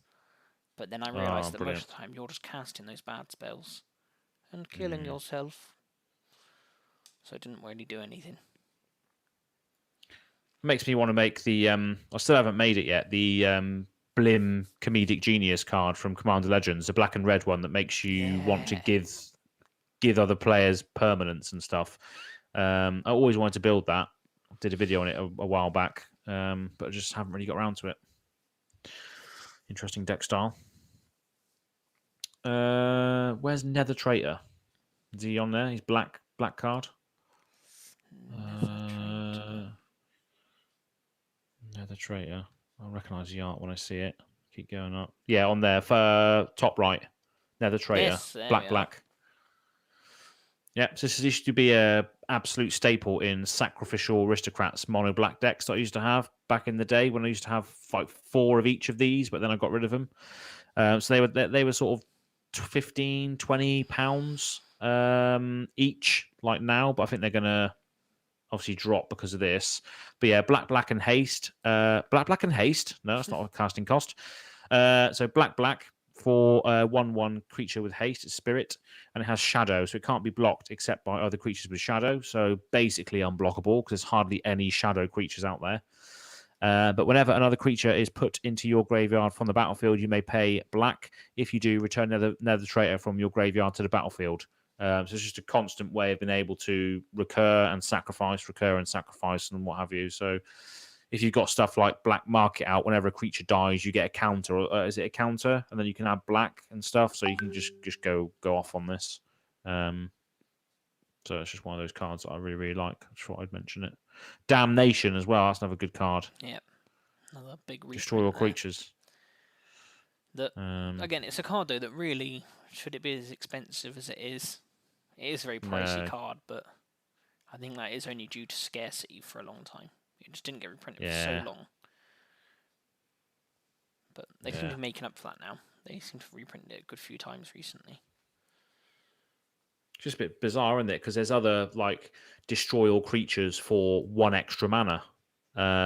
So there are definitely budget alternatives to like Damnation, but I guess destroy all creatures, they can't be regenerated. Is that really that unique? I don't think it is. How many creatures do you see regenerating themselves that matter? Exactly. Regenerate. It's not even a thing anymore, is it? That's why Yavimaya Hollow is so expensive. Apart from the fact that it's a reserve list card, also. But yeah, regenerate isn't really a thing anymore, is it? No, too confusing. Too confusing. New artwork for Miri, the vampire cat. Oh yeah, which I like. What have we got in blue? I haven't even looked at blue yet. What is it here? No, I've never look at blue. No. What's the point? Vents Pact of Negation. Pact of Negation. Nobody needs Counter target spell for 0. Oh, sorry, yes, another one of those Pact cards as well, isn't it? Yeah, Pact. You got Slaughter Pact, Intervention Pact, Pact of... I can't remember what they are. They're all on there somewhere, but... what else we have? That's interesting. Some more shadow stuff. More shadow stuff in blue. Brine Elemental, brilliant in Morph decks. Teferi, before he was a Planeswalker. Yeah, old Fairy. Josh, Pact of Pact. Pact of Pact is a good one. What else we got? Not too much, really. Pongify is a great little staple. Oh, yeah. Blue Destroy. Blue Destroyer. Blue Exiles, artifacts, and creatures now as well with Raven form in Standard. Have you seen that? No? What? Oh, yes, yeah, One yeah. Raven form. Oh, go away. Stop exiling my Berserkers, you dick. Stop making them a Raven. See, they are Krovax. That's the sort of creature that they need to be printing again. Other white creatures get +1/+1. Non-white creatures get -1/-1. That's the whole board. Just, I feel when they stop making universal effects and making it all like when it wasn't now it's nothing symmetrical anymore. It like only your stuff gets buffed, only your opponent's stuff dies. Where's the fun in that? Yeah, I think this is just a discount Elish Norn, though, isn't it? You want to put Elish Norn in instead if you're looking at Krovax. Exactly. How much? What mana cost is Elish Norn? Is that also 6 mana? It's 5, I think. No, 7. Sorry. 7. Still, for 1 mana more, your stuff gets +2/+2. Opponent stuff gets -2/-2.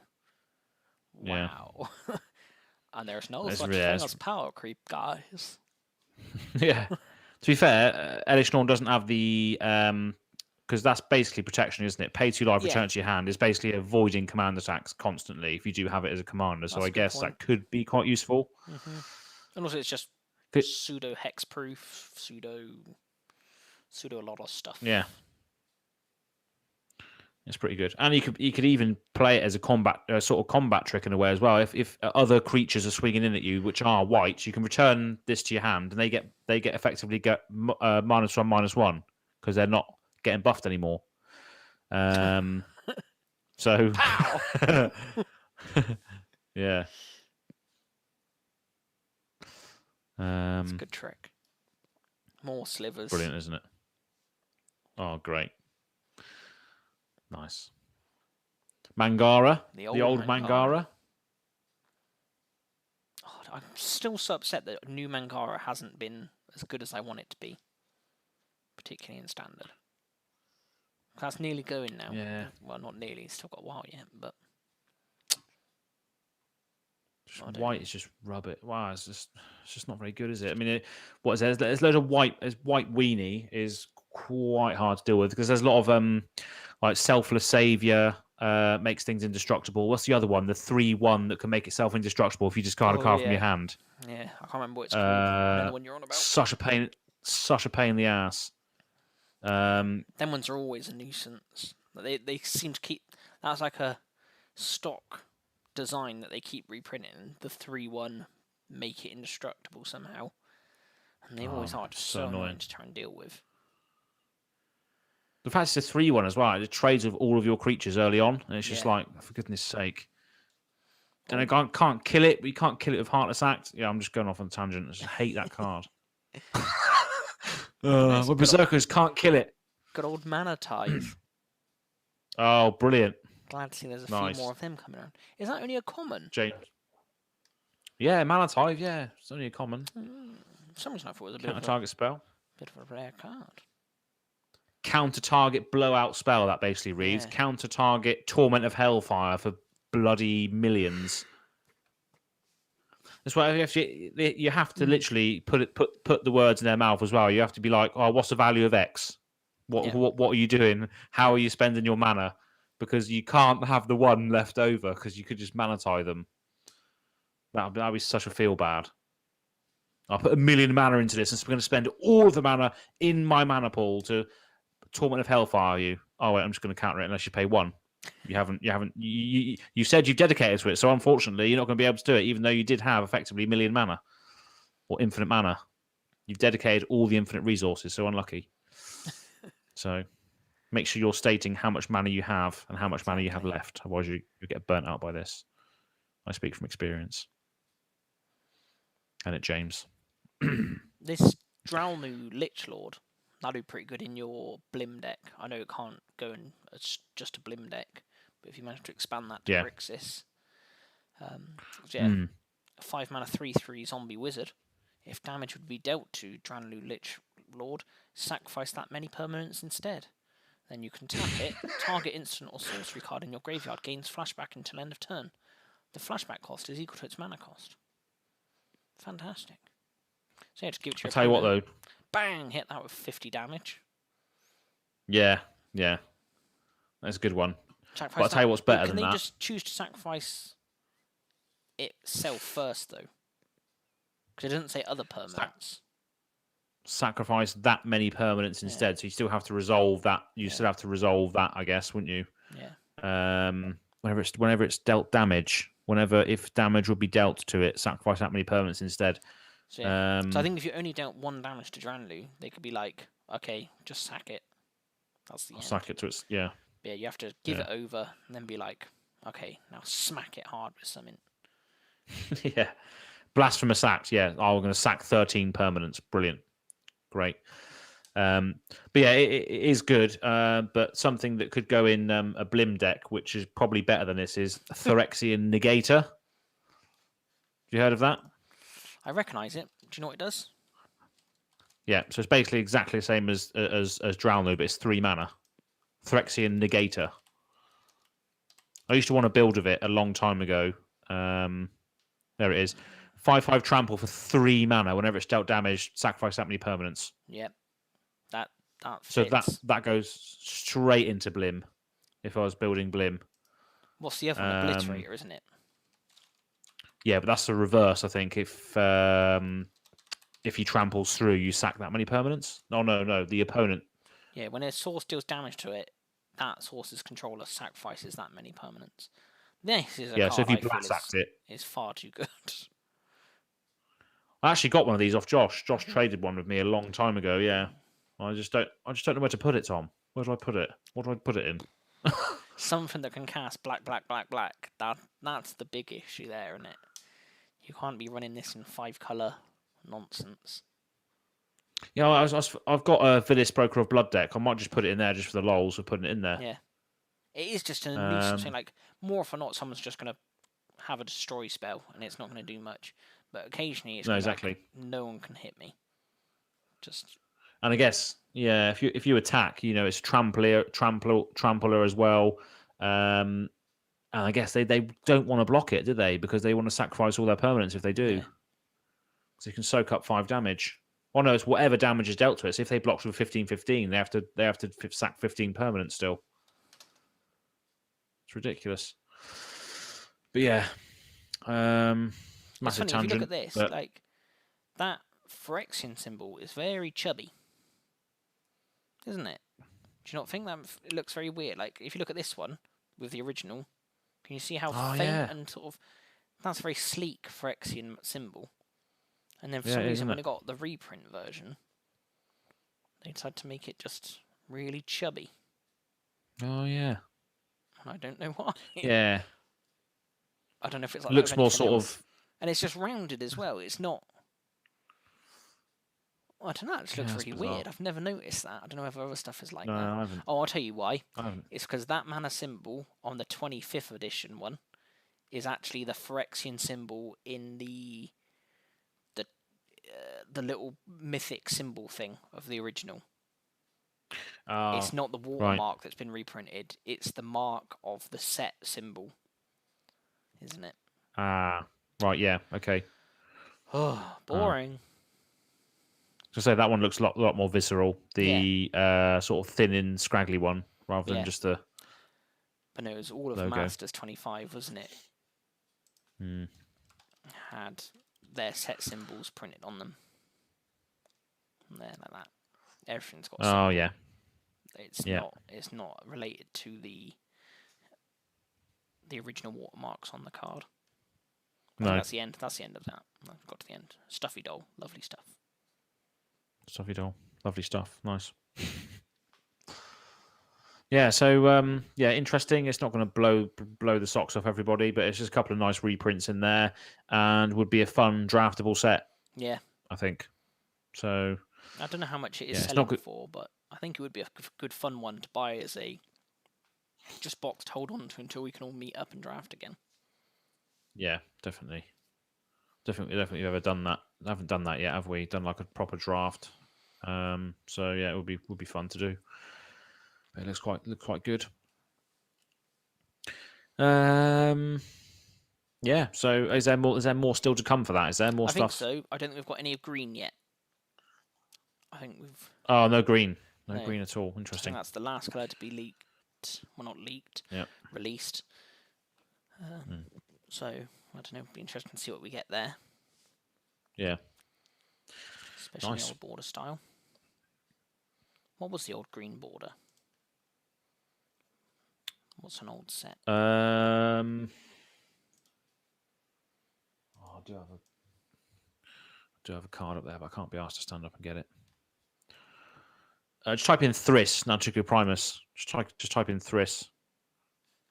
Oh yeah, it should come up there, definitely. There's a Saga, 100%. Titania's chosen that. There you go. So that's what it looks Once like. it loads. This is what we'll be getting. Yeah. It looks alright. Still blue and black is significantly better. And it's not as bad as they red. just pop a lot more. No. Venomous Fangs. Whenever enchanted creature successfully deals damage to a creature, destroy that creature. Has that been replaced by Death Touch, or is it technically not the same? No, it's still whenever an enchanted creature deals damage to a creature, destroy that other creature. So for some reason that does not mean Death Touch. I guess no, it's just damage. It's not combat damage. But It's there the same must with be a difference for some Oh reason. yeah. Deals damage to a creature. But is that the same with Death Touch? So Death Touch, if you yeah, it's like your pingers, isn't it? If you give him Death Touch. Grex's pingers. You can make a one-man machine gun. Exactly. Brilliant. Never had a reprint. And it's calling out for one. Huh? 3 mana, target creature gets some weird variation of Death Touch. Surely that should be played in every deck. Seems pretty powerful, yeah.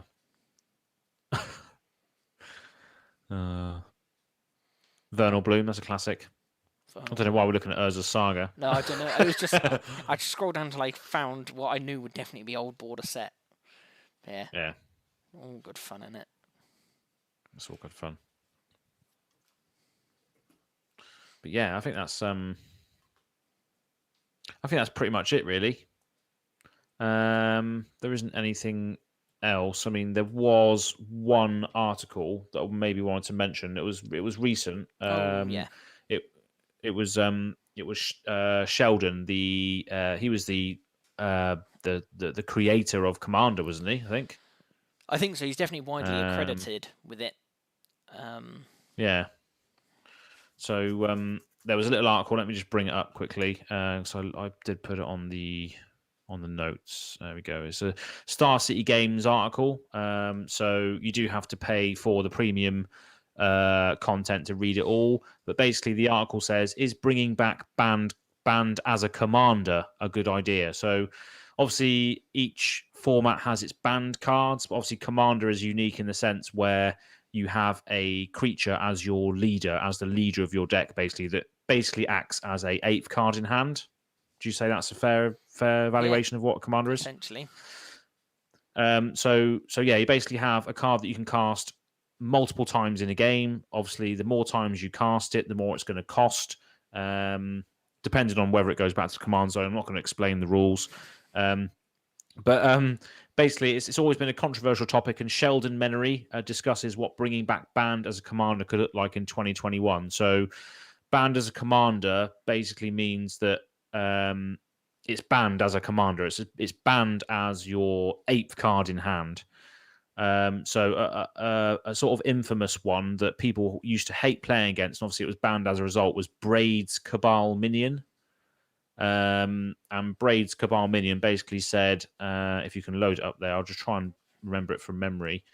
But I think it's at the beginning of each player's upkeep, that player sacrifices an artifact, creature, or land, I think it says. Correct. Yeah.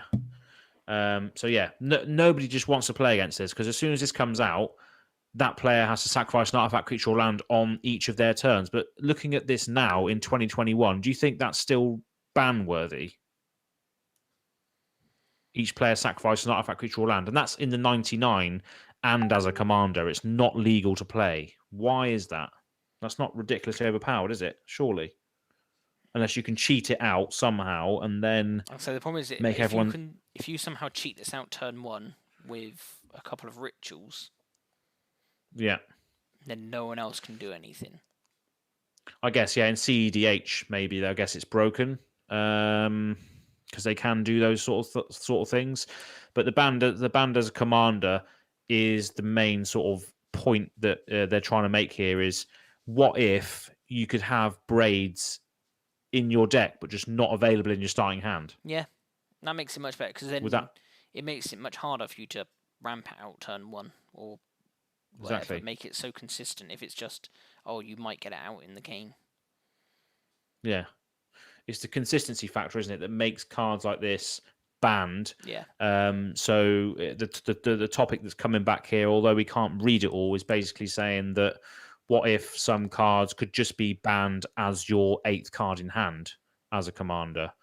Like, for instance, another one that I would always want to play with is Grizzlebrand, which is the biggest, baddest demon you'll ever see. If he was banned as a commander, fair enough, because obviously it's ridiculous. Your life in a commander game is a resource, and you can just pay that life away to draw as many cards as you want, basically. So would that be fair to have him in the 99 of a demon sort of tribal deck when you're just playing demon tribal? I think it would be okay to have him in there, as long as he's not sort of consistently part of your hand. It's just a interesting article I thought I'd raise. Yeah. I know sort of the negative they like to bring up is they don't want a ban list that's really like just tiresomely long or complicated to understand. So like they feel like the banned as commander is just one more thing for you to like, I'm allowed this, but only in the 99, and it's just things get confusing there. But no, I guess I sort of think I don't care. Yeah. Like, if you're playing at commander tables where you need to think about ban lists, then you are of the spike mentality that you can understand a ban list. If you're playing at commander tables that don't even know there's a ban list, what difference does it make what the ban list says? Even if the ban list was a billion rules, if you aren't aware of it, does it matter? If you're all playing just stupid decks and not doing degenerate things, and you've just got a basic rule 0 that just says, right, your deck's annoying now, dismantle it. Yeah. When you get too good. I feel like, I don't know, I know there's sort of the middle ground player, but I just think if you get to the point where you're aware of ban lists and stuff, and I know what they're saying is that if you're just playing sort of casually, then you walk into your LGS and you throw down your little deck, and then your opponent's like, that's got banned stuff and that's got banned stuff, and you can't play that.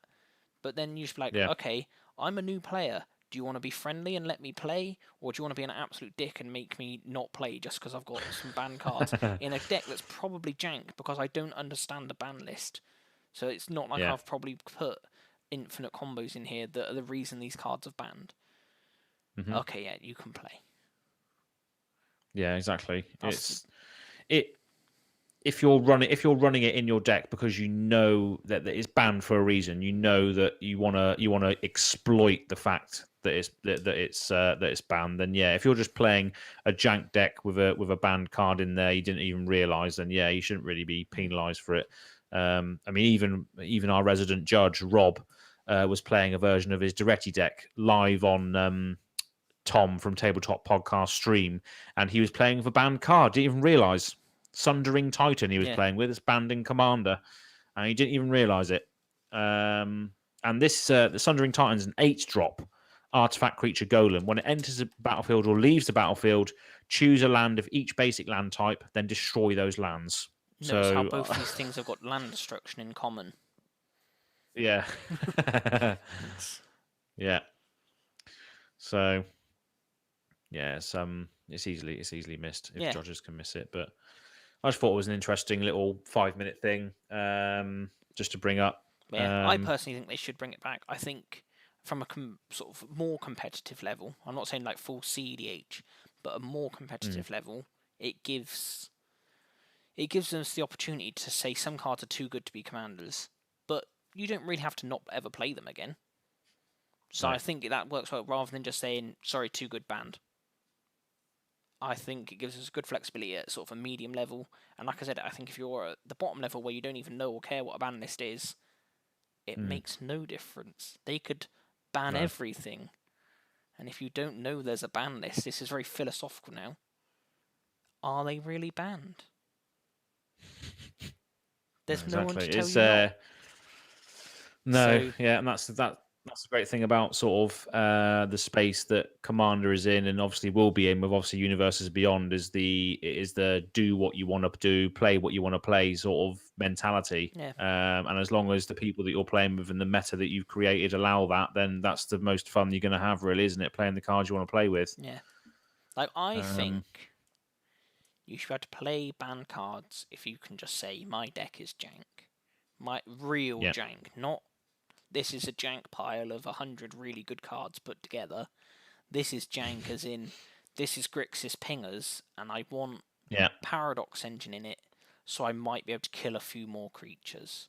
But nothing too bad's really going to happen. I'm not going to draw everything. I'm not going to kill everything.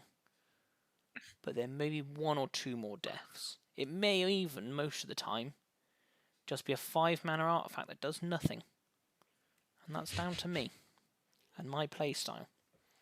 Exactly, yeah.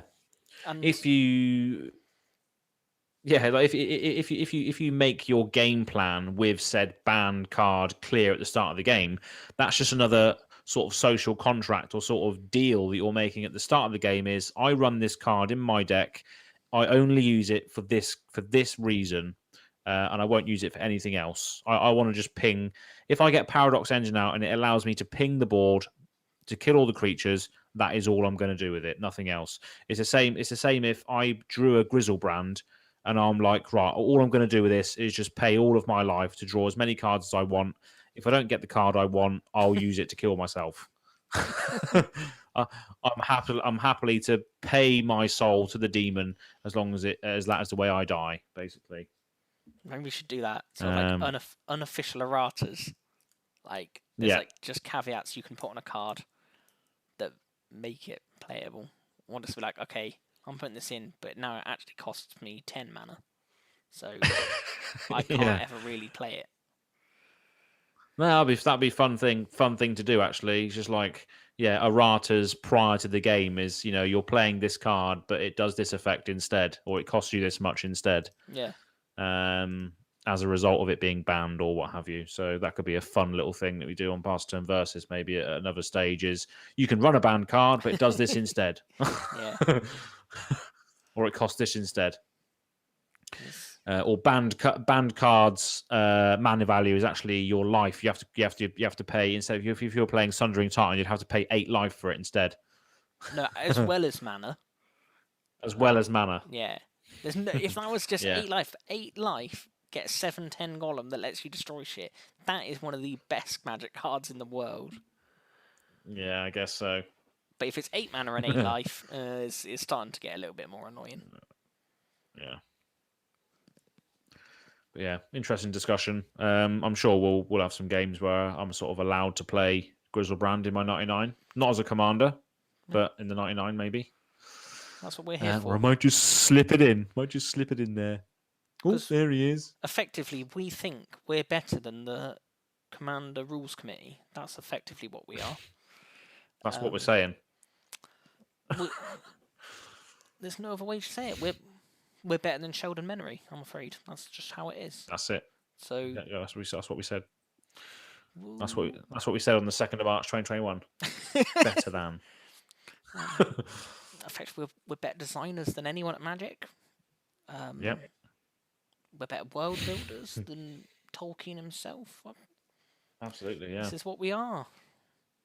Just arrogant little shits. On that note, thank you very much for tuning in for the podcast. It's been a good one.